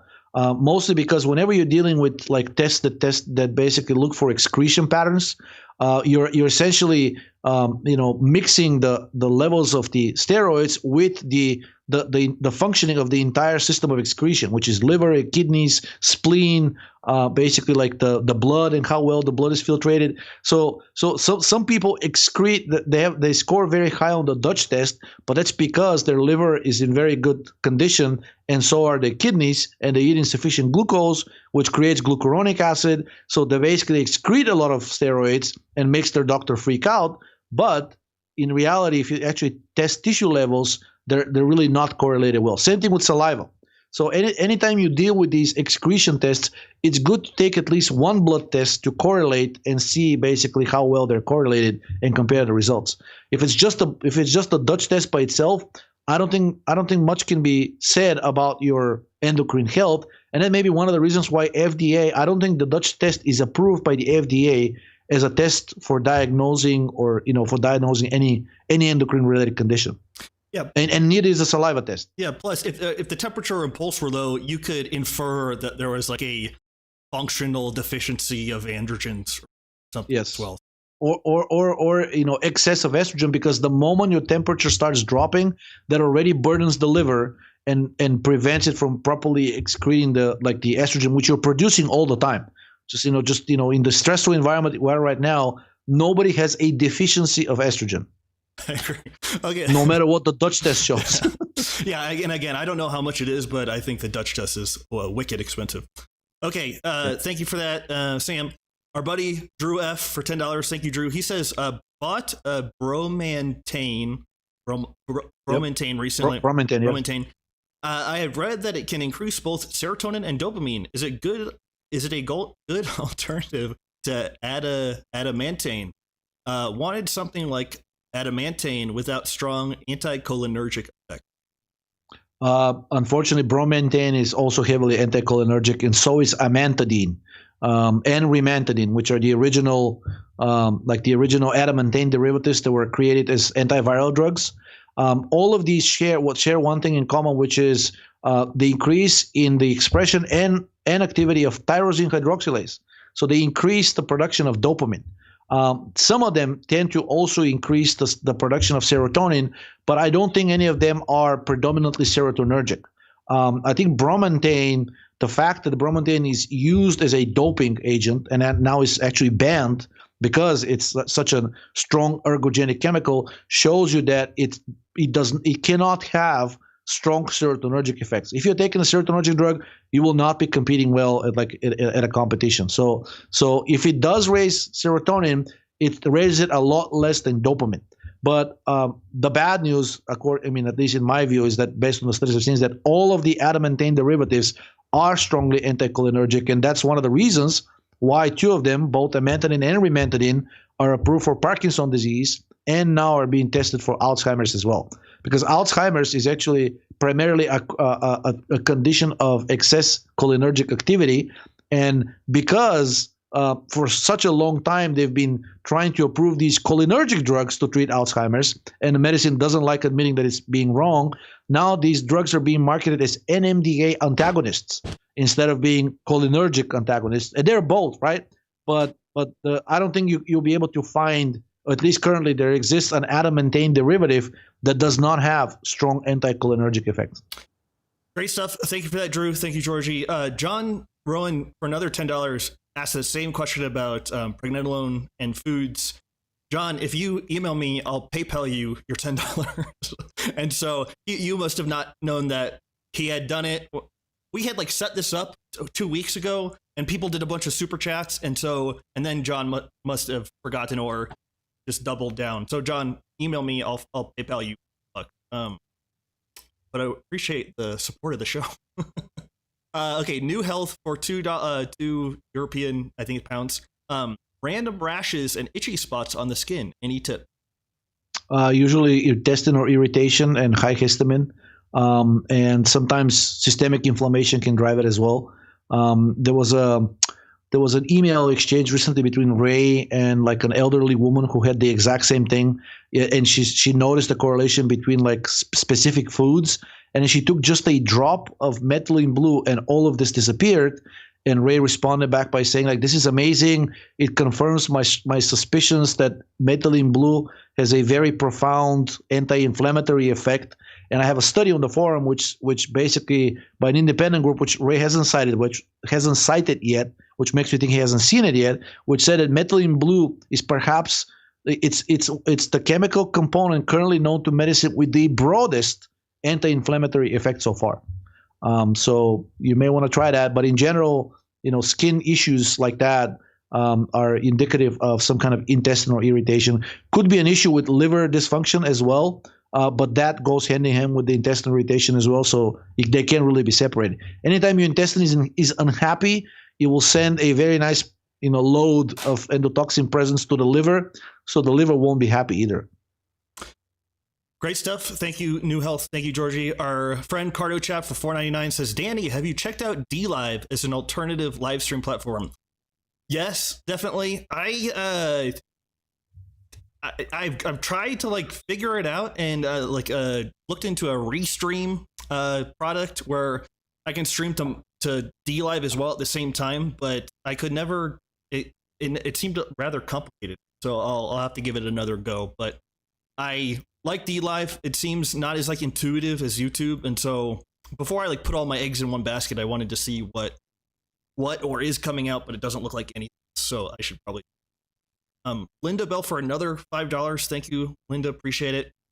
Kirk333, a longtime friend of the show, for $20 says, my 92-year-old overweight grandma can't sleep at night, maybe 1 to 2 hours per night and fall asleep.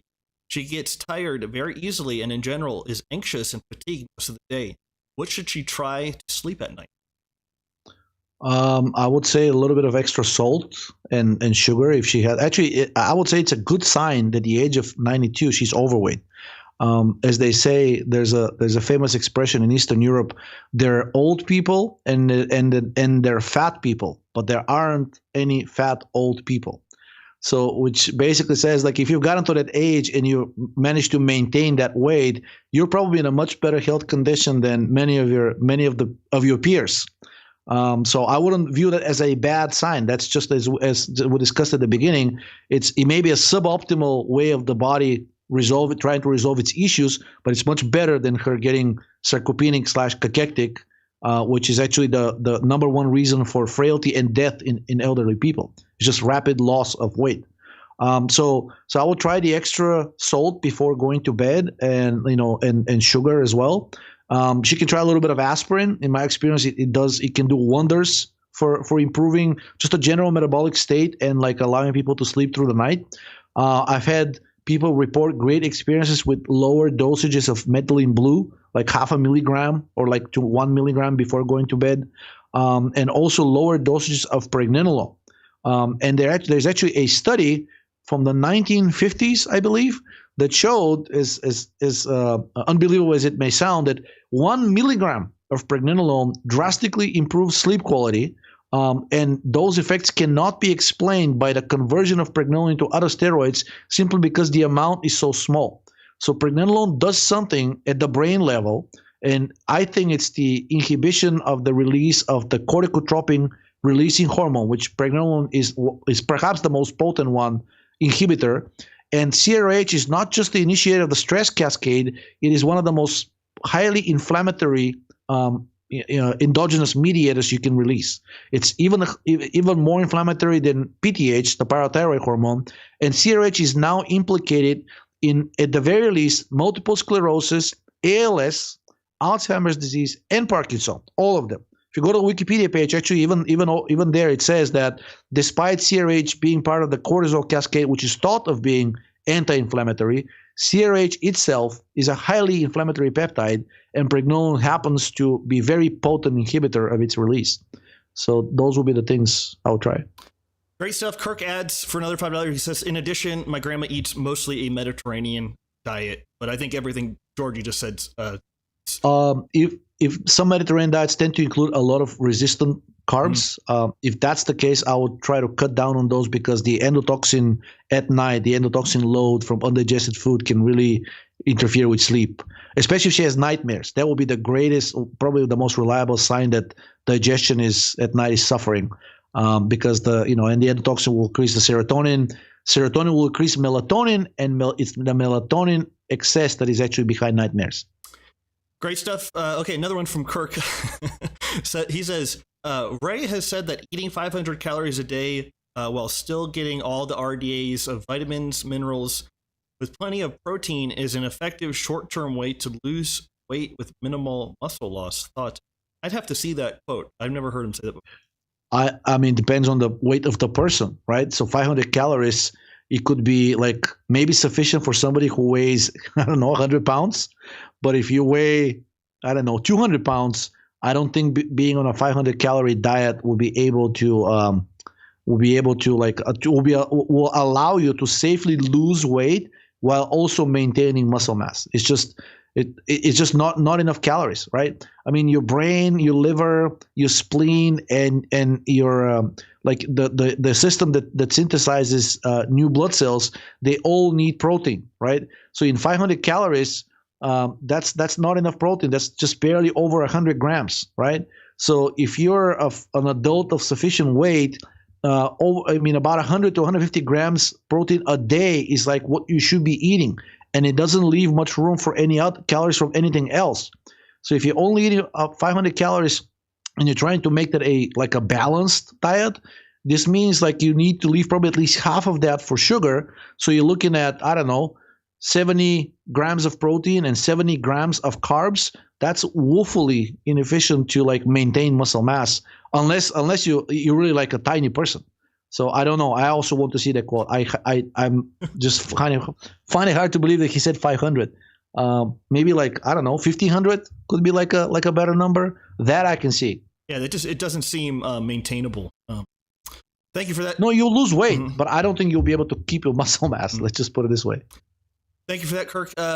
Christina Tomash, again, longtime friend of the show. Thank you, Christina, for $9.99. Thank you very much. Michelle, another long-term person. All these people. Thank you so much for $20. He says, number one, Ray mentioned on the podcast number 36 that estrogen causes antibodies to be produced. Would you know the mechanism or the reason for this? Are there any specific antibodies that estrogen produces?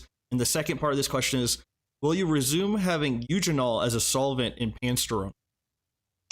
So the first question, I don't know the exact mechanism, but I know that estrogen activates basically the retroviruses, and we have thousands of them.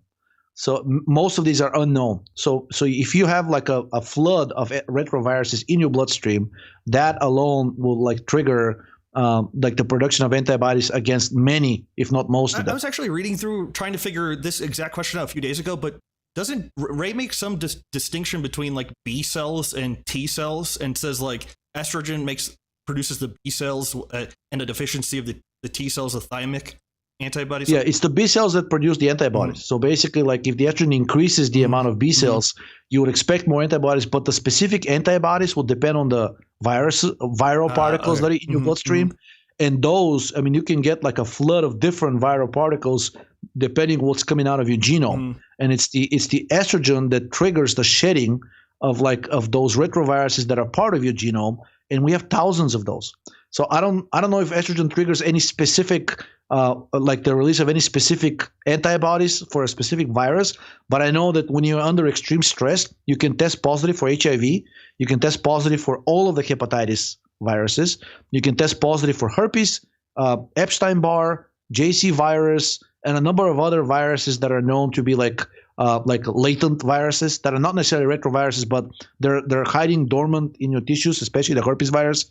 It hides in your lymph nodes, in your nervous system, and estrogen leads to its release in the bloodstream. So you'll be getting there was actually the forum moderator Blossom, like when she was under extreme stress, she went and she got blood tests, and they told her she had the highest antibody titers for the herpes virus that they had ever seen in the hospital.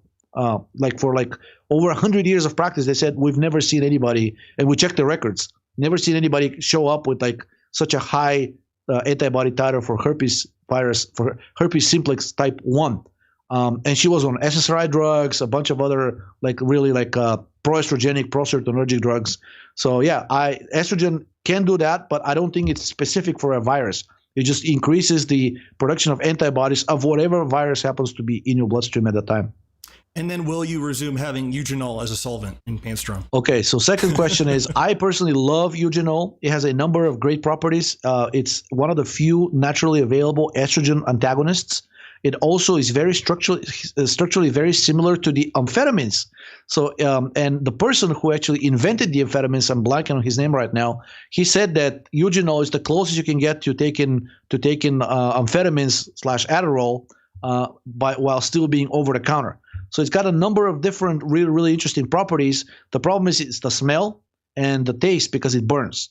So when we had it in Pansterone, I mean, I got quite a few emails complaining from people complaining, saying like, at the very least, they couldn't tolerate the smell and the taste, like the burning taste is like it tastes almost like you're taking like a really strong shot of like a very strong liquor.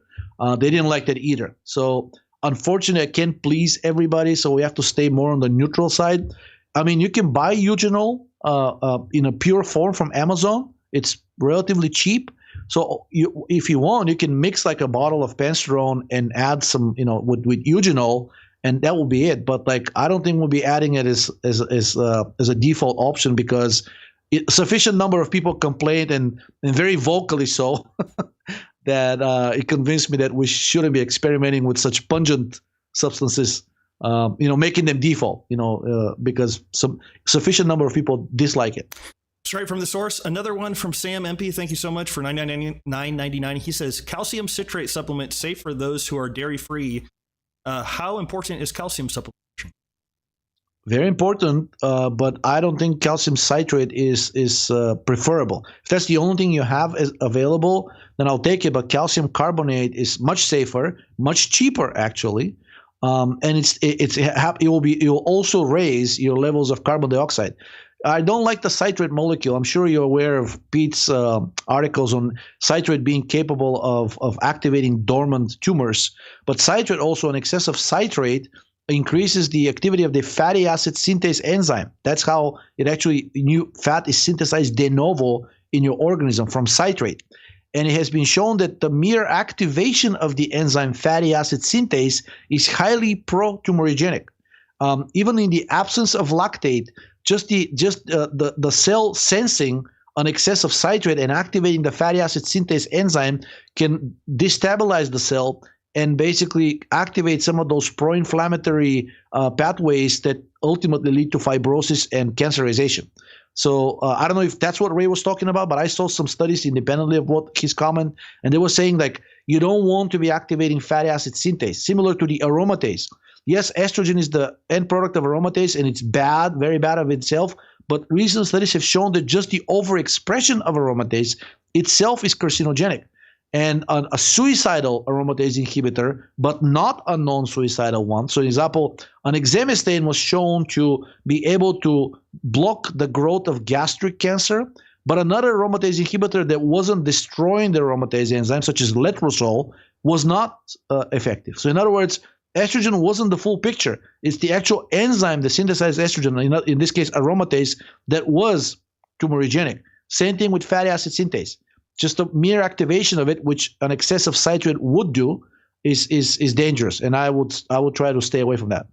Yeah. Calcium carbonate might be the safe one, and then Sam, I check out the Danny Roddy Clips channel, and that has a clip of where I propose a hypothetical to Ray about eating meat with lots of phosphate, and his first thing is to balance it with calcium. So that actually meant a lot to me, that was so important to him. And Ray's work emphasizes calcium to such a significant degree. And so I think, and if you didn't, maybe you weren't sold that the calcium was important, you could go get your parathyroid hormone or prolactin checked, see if they were mid-level or elevated, and they would be calcium? I recently actually tried something because of his comment on the phosphate to calcium ratio in meat, right?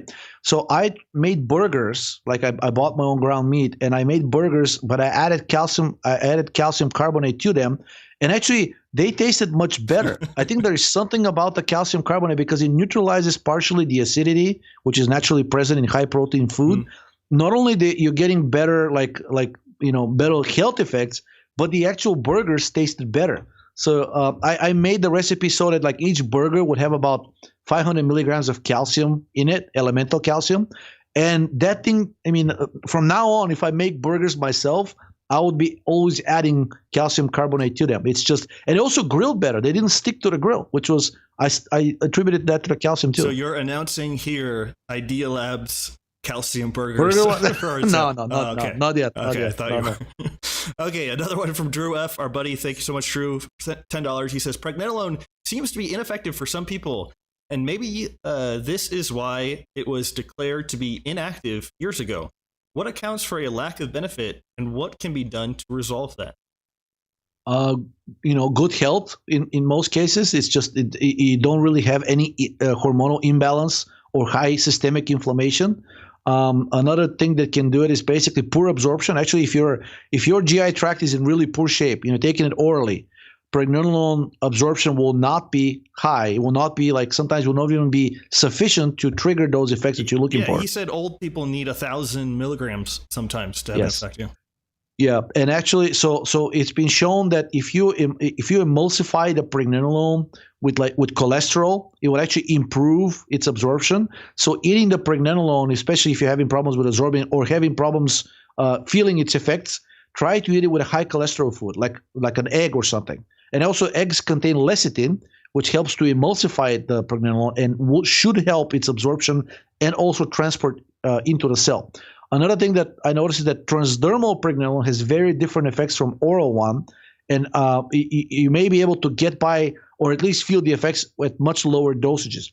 I made a recent post on my blog that showed that nasal absorption rivals intravenous one, and I've tested it myself. So when I use our product Stressinone, which doesn't have that much pregnenolone dissolved in a bottle, but just a few drops on the navel have the effect of maybe like a 50 milligram capsule taken orally. Maybe I'm not absorbing pregnenolone well orally, but I've heard this from several other people as well. So you might want to try transdermal as well with whatever product you have. I'm not pushing ours. And see, just compare and see. I mean, I know that the effects are very, very different, and Ray has spoken to that too.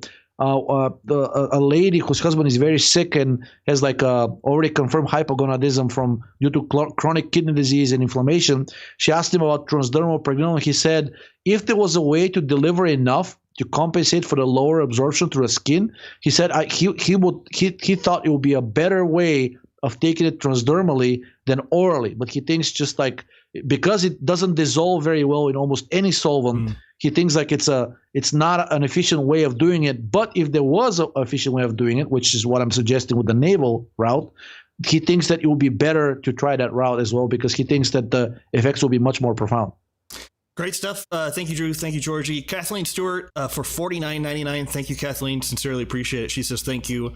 Just a minute.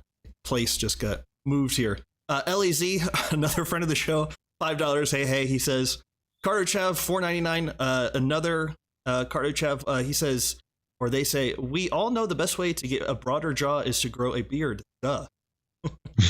John ZGR for $20. Thank you, John. He says, is it okay if I get my vitamin A from retinol acetate or palmitate instead of beef liver? Is beef liver vitamin A superior in any way to these supplements? What would be a good total daily dosage of free-form vitamin A? Most of the vitamin A in liver is palmitate. That's the preferred ester for storing vitamin A in mammals, or at least in mammals like humans and monkeys, and most of the mammals that you're going to get the liver from, like cows, goats, sheep, etc. So yeah, if you're eating liver, you're eating mostly retinol, palmitate, and a little bit of free retinol. Maybe a little bit of retinoic acid as well, but tiny amount compared to the amounts of retinol and especially retinyl palmitate.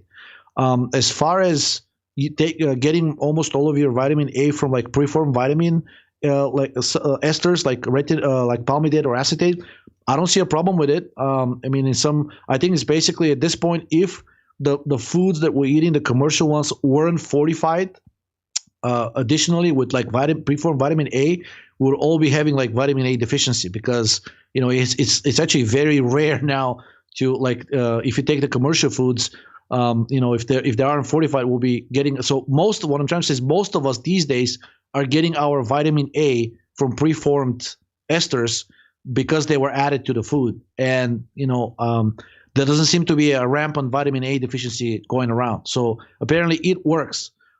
So I don't see a problem.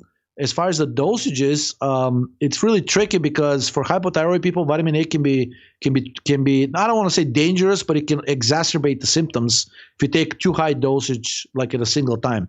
But the one human study that I know that looked at actually obese hypothyroid women and did a dose escalation test, they found out that up to 25,000 units daily produced no side effects, even in severely compromised health-wise hypothyroid, obese, diabetic women.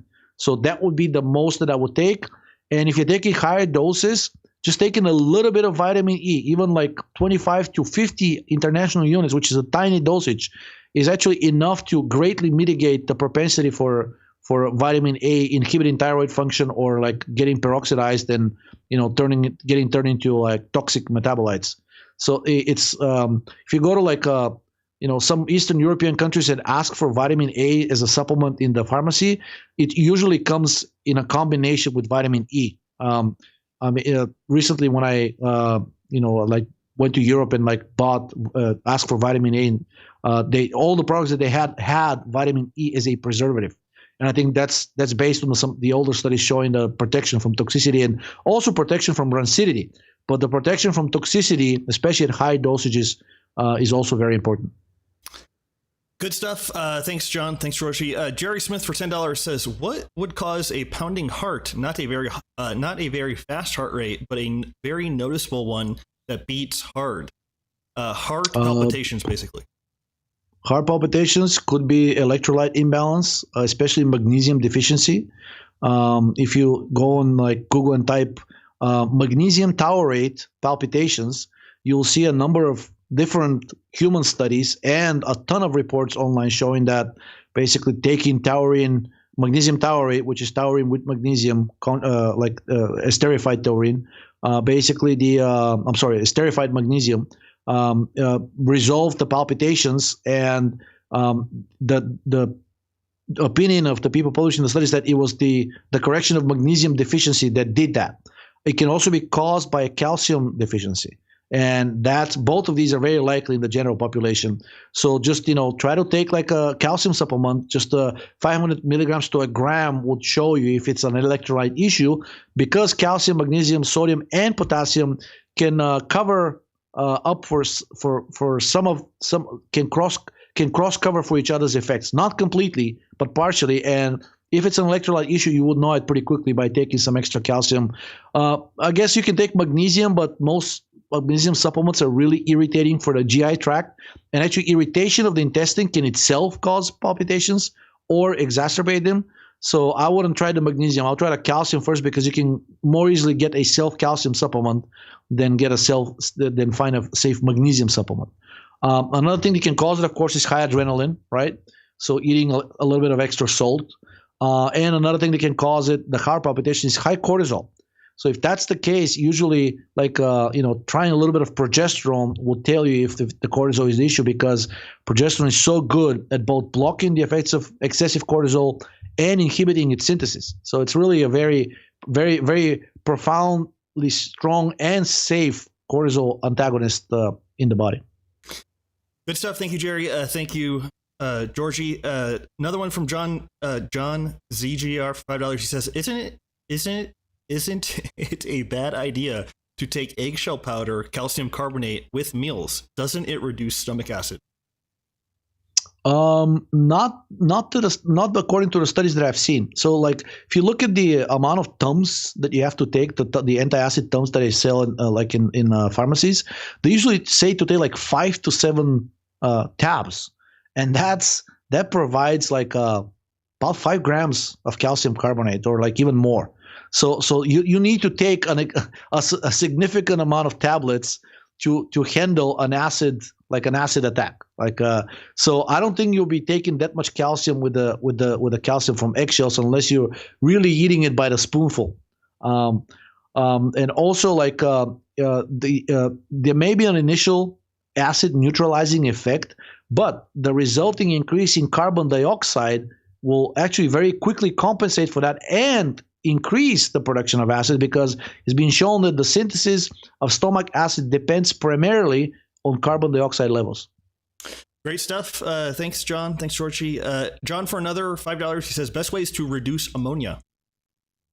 There's a number of different chelators that you can do. Aspirin, actually, most of the phenolic compounds containing a benzoic acid ring, of which aspirin is one example, are capable of directly chelating ammonia. But if you if you want a stronger chelator, you can try Ceylon cinnamon, because it contains sodium benzoate. Actually, it contains benzoic acid, which gets metabolized into sodium benzoate. And again, the benzoic acid ring is what is basically chelating the ammonia and capable of releasing it. And I think the amino acid, there was an amino acid that was also capable of doing that. It's not proline. I'm blanking on that, but it's like not arginine. Anyways, there's an amino acid that is also known to actually, because it participates in the urea cycle.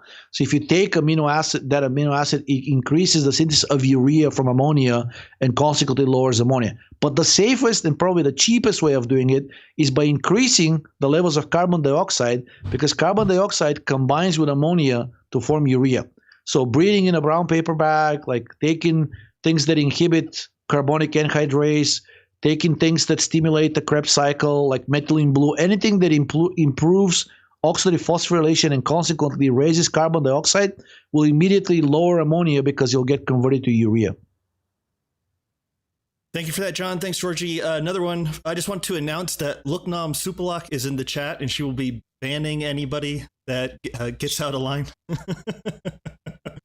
Okay, back to normal scheduled program. Sam Epi for $9.99 says, also, what are your thoughts on the Dutch dried urine hormone test? Is it accurate for androgenicity? My bloods are mid-range. Just a minute. Didn't we already ask that? Yeah, Sam must have also not known that his super chat already had gone through. So Sam, sent Danny at DannyRoddy.com and I'll forward you some cash via PayPal. But appreciate it. Another one from John for $10. He says, is it bad to drink coffee or take caffeine supplements with meals that contain protein because that would raise ammonia? Or is it okay as long as the amount of protein is not too much? Both the amount of protein and the amount of caffeine matter. The studies that I've seen show that anything less than 400 milligrams of caffeine doesn't raise ammonia. If the amount of protein consumed was less than 50 grams of protein per serving. And for most people, unless you're a really massive bodybuilder, 50 grams of protein per serving is actually a bit too much, because human studies with young, healthy, muscular adults show that anything more than 30 grams of protein per serving did not further increase the rates of MPS, which is muscle protein synthesis, but instead got deaminated and oxidized as fuel, which you don't want because it produces the ammonia. So keeping the amount of protein at no more than 30 grams per serving and the caffeine intake at no more than 400 milligrams per serving should be enough to prevent the ammonia buildup. And also make sure you don't really overexert yourself. That alone can raise ammonia severely, especially in hypothyroid people. Thanks for that, John. Another one from Piotr. Man, I'm really bad. Piotr. For $5. Thank you, Piotr. He says 2 blood tests done at the same time showed different LDL levels. One about 100 and the other one about 150. How is it possible for the same blood sample? Well, I mean, was it done a few hours apart or something? That'd be my question. I don't know if he's... Yeah, if it's a few hours apart, it's possible because LDL fluctuates wildly depending on your levels of cortisol. Cortisol can rapidly raise your LDL. in a matter of minutes, if not even hours. So if the first test was taken, and that's actually one of the reasons why now they're saying like the LDL test that's done in the morning as part of your annual physical exam should no longer be done on an empty stomach, because they recognize now the role of cortisol, which is high, of course, if you haven't eaten all night, and then you go to your doctor fasting, right? Like your cortisol levels will be higher than what you would want, and your LDL will come back as unnaturally high. It would not be your normal LDL rate that you will do it at a fed condition. So things like eating a lot of fat, or like eating a lot of cholesterol, or having your cortisol rise, all of these things can raise LDL levels by, probably can even double it, depending on how high the cortisol level is in a matter of hours. So that's one thing that's known to affect it. But if it's if it was the same sample sent to like two different labs and they produce different results, then one or both of the labs, something's wrong with their machine or like their ELISA protocols. That's what I was gonna say. Okay. Thanks for that, Piotr. Kana for 1,220 yen. Thank you, Kana. Appreciate that. And she sends a dancing emoji of what looks like a lemon. So sincerely appreciate that, Kana. Another one from John Rowan for $10. He says, are caffeine pills as safe and effective as coffee long term if the pills are excipient free? They're safe and effective, but they don't overlap with the effects of coffee 100%. Coffee contains a number of different additional chemicals, such as chlorogenic acid, which is a very important one. A thousand other chemicals. 1,000 other chemicals, yes, and some of them, there's a study. It was published, I think, in 2014, which compared the effects of coffee extract and pure caffeine on the endocrine profile, and he found that coffee actually, even if it was decaffeinated, potently lowered cortisol, while caffeine itself had a tendency to increase it. Not statistically significant, but it certainly didn't lower it. So there's something in coffee that helps to lower cortisol, and they thought it was chlorogenic acid, but they said we can't really be sure because their methods detected several thousand chemicals with similar molecular mass, and you can't really identify them all in a single study. It will be just too time consuming and ridiculously expensive. So coffee is definitely more than caffeine, but in terms of the metabolic effect and the liver protective effect, most of these are due to the caffeine. So yeah, if you find pure caffeine source, I don't see why not use the pills. But again, I wouldn't use more than 400 milligrams per serving, because anything more than that will probably trigger a stress response. Your liver it will be hard for your liver to cope and deliver that much glycogen to handle the increased energetic demands, triggered by the caffeine. So anything more than 400 milligrams, you're asking for a stress response. In maybe like 200 to 300 per serving, you can repeat that a few times a day, and that's probably enough. Thanks for that, John. Another one from CardioChav, $4.99. They say, when my mom takes progesterone or thyroid, her hands go numb and stiff. What do you think is going on? Well, progesterone is a known anesthetic. It does have that numbing effect, and I think Ray said that he had was it by accident? He took a very large amount of progesterone, and he said that he couldn't move or feel his extremities for several hours, and then he felt drunk for like another day or so, because progesterone is a GABA agonist, and just like alcohol, if you actually abuse alcohol, your extremities will start going numb as well, and most of that is due to the heavy pro-GABA effects of both ethanol and progesterone. Yeah, well, for what it's worth, Ray told me in a long conversation a long time ago that if taking too much thyroid could make a person magnesium deficient. And so I don't know, maybe your mom has like a profound magnesium deficiency or because I would agree with you, the numbness is like the drunkenness feeling or whatever, but stiff doesn't sound right. Like that sounds bad. Yeah, stiff doesn't sound right. Something else is going on. Like, usually if there's a muscle issue, like muscle stiffness is an electrolyte issue. So it's like it could make you also a calcium deficient, because progesterone gets calcium outside of the cell, in which we discussed during the latest podcast with Ray. Androgens, progesterone, and caffeine can actually lower intracellular calcium. And if you take too much, it can get to a point where you can get like a hypocalcemic situation, which is similar to the condition called tetanus. And one of the prime signs / symptoms of this condition is the rigidity of muscles. So depending on how much she took, this could be it. Thank you, Karchev. Last one. Kathleen Stewart, $4.99. She says, glucuronidation, B vitamins, magnesium, and glucose. Anything else for those who think they have vitamin A, D toxicity, also estrogen, etc.? Yeah, I mean, basically the liver, like the liver function and kidney function are the primary factors here. So the vitamins vitamins B1, B2, and B3 are crucial for liver health and also for the excretion of estrogen. At least B1 and B2 are. The glucuronidation, sufficient glucose, right? Because the glucuronic acid is synthesized from glucose, and also keeping free fatty acids low, because kidney function is now known to deteriorate, and in fact, kidney disease in diabetics is now heavily linked to the elevated levels of free fatty acids. But if you're taking a sufficient amount of vitamin B3, which inhibits excessive lipolysis, you should be okay. A little bit of extra aspirin or caffeine probably wouldn't hurt either, because both of these increase the levels of cytochrome P450, which is the master enzyme responsible for the detox of virtually any external substance or internal one that you've taken, in too high of amounts. Other things that help is pregnenolone, another known, because it's known as a catatoxic steroid. So catatoxic steroids are the ones that increase the degradation of toxins, which is anything that the body perceives as a toxin. It doesn't have to be a formally toxic molecule like mercury or aluminum. And just like you said, if you take too much vitamin A or D, taking any of the catatoxic steroids, which include pregnenolone, progesterone, DHEA, testosterone, any of these. But for a woman, pregnenolone and progesterone are probably the safest.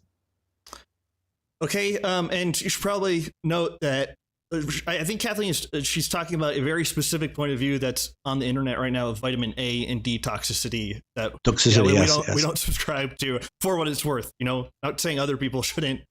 Like the vitamin D toxicity, basically they if you look at the older studies with humans, they show that the hypercalcemia that was seen was usually only seen in people that already had calcification of the arteries, and basically their parathyroid hormone was so high that when they took vitamin D, a lot of it got quickly converted to calcitriol, and that's what caused the hypercalcemia.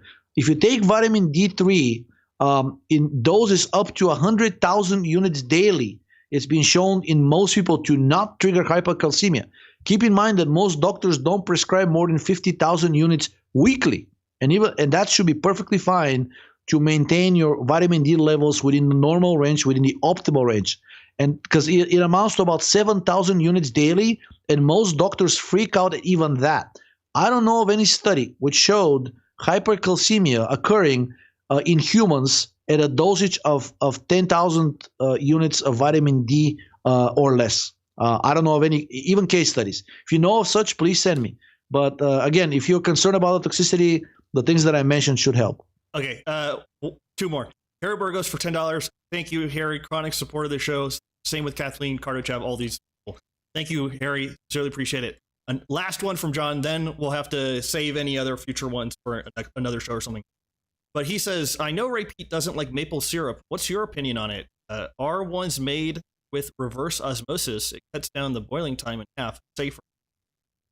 I don't know why he doesn't like maple syrup. I personally, I think it has a tendency to increase the leaching of like endocrine disruptors from the plastic bottles, because some of the ingredients in the maple syrup that give it the amber color. I saw a study on that a few years ago, but I don't remember what the mechanism of action was, and I don't know if that's why he doesn't like it. I think it's the brown color. I think the allergenicity is what he's talked about. I don't know why. The caramel color basically in it. So I mean, if it's the maple syrup, it's the naturally colored one, then I don't think it will be that much of a problem. But if it has caramel color added, which should say on the label, actually that's the part. Some states now don't require. I think California is one of them. They don't require the companies to list whether they used caramel color or not. And caramel color, at least the synthetic version of it, is now known to be carcinogenic.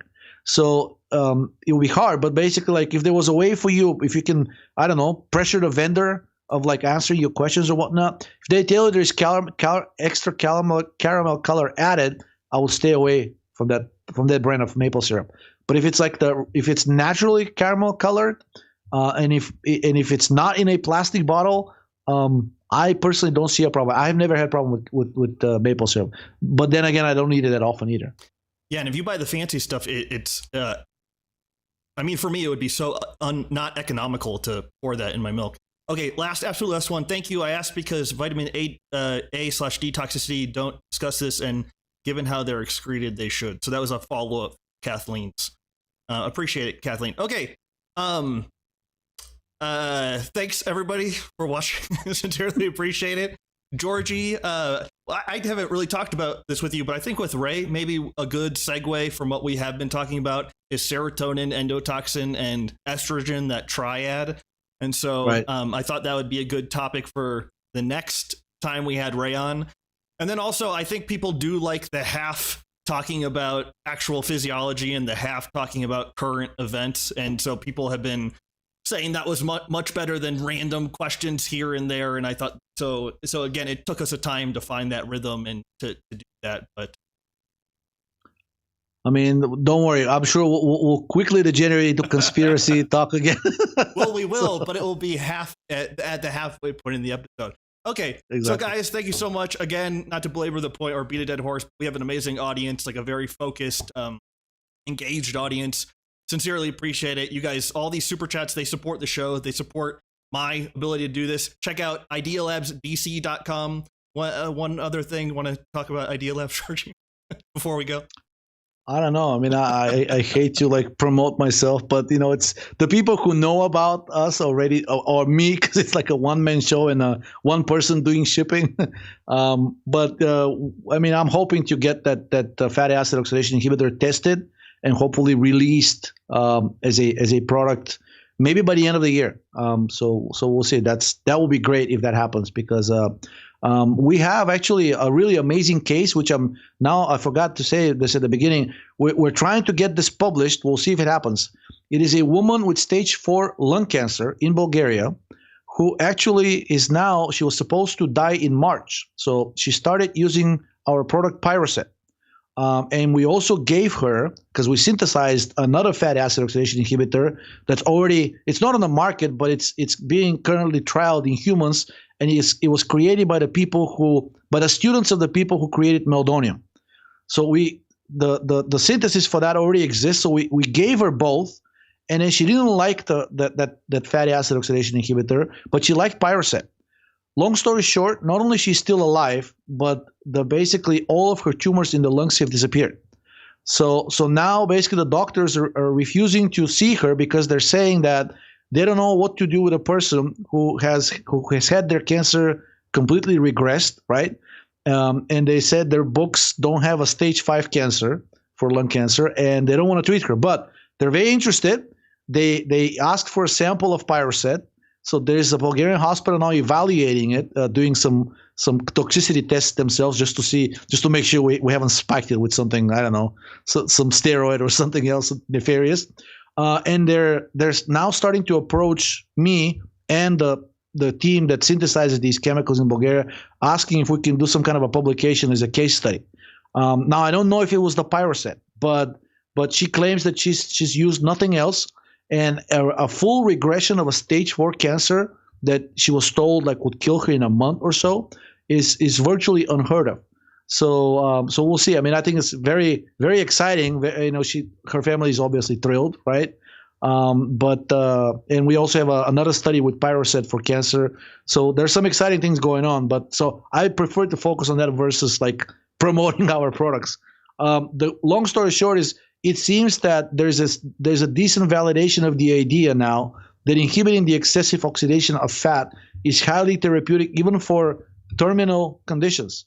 So we're going to keep pounding away at it, and hopefully we'll be able to get some more solid evidence and publications that people can start running with and accelerate us getting banned by every major platform there is. Yeah, I'm sure that will happen pretty soon. Hey, yeah, again, I mentioned that, Georgi, because this is a grassroots one-man show. You know, I make money through coaching. You have IdeaLabs, you have a real job. We don't have 10 different sponsors to the show. Right, it's kind of because right. we're both, we love physiology and nutrition. We're big fans of Ray, you know, and so this is this has been a big highlight. I know this last year has been really bad, but for me, doing these is really fun and worth it. And so again, you listen to other health related podcasts and they have like 42 sponsors in the beginning. And I don't think that's going to ever happen at all at the show. I don't anticipate that happening. So I think we'll always keep it smaller and more personal. So again, Georgi, you make the show worth doing as always. Thank you so much. Thank you, viewers, commenters, people who are liking the show, etc. I will hopefully be doing a solo show next week, and then Ray will be back and Georgi will join me again. Guys, have a safe week. Talk to you guys soon. Oh, and Carlos Rangel for $9.99 just has added another chat. Thank you, Carlos. Sincerely appreciate it. Hey, Helena. Okay, guys, we're out. Wow, we're out. so they keep streaming in, huh? We're out of here. Thank you guys so much. Have a great weekend, and we'll talk to you guys soon. Okay, bye, everybody. Peace. Let me share with you a vision of the future which offers hope. It is that we embark on a program to counter the awesome Soviet missile threat with measures that are defensive. Let us turn to the very strengths in technology that spawned our great industrial base and that have given us the quality of life we enjoy today. What if free people could live secure in the knowledge that their security did not rest upon the threat of instant U.S. retaliation to deter a Soviet attack, that we could intercept and destroy strategic ballistic missiles before they reached our own soil or that of our allies? I know this is a formidable technical task, one that may not be accomplished. Victor Technologies, the high-flying hardware computer company which took a nosedive this year, may be bought out by the British firm Applied Computer Technologies.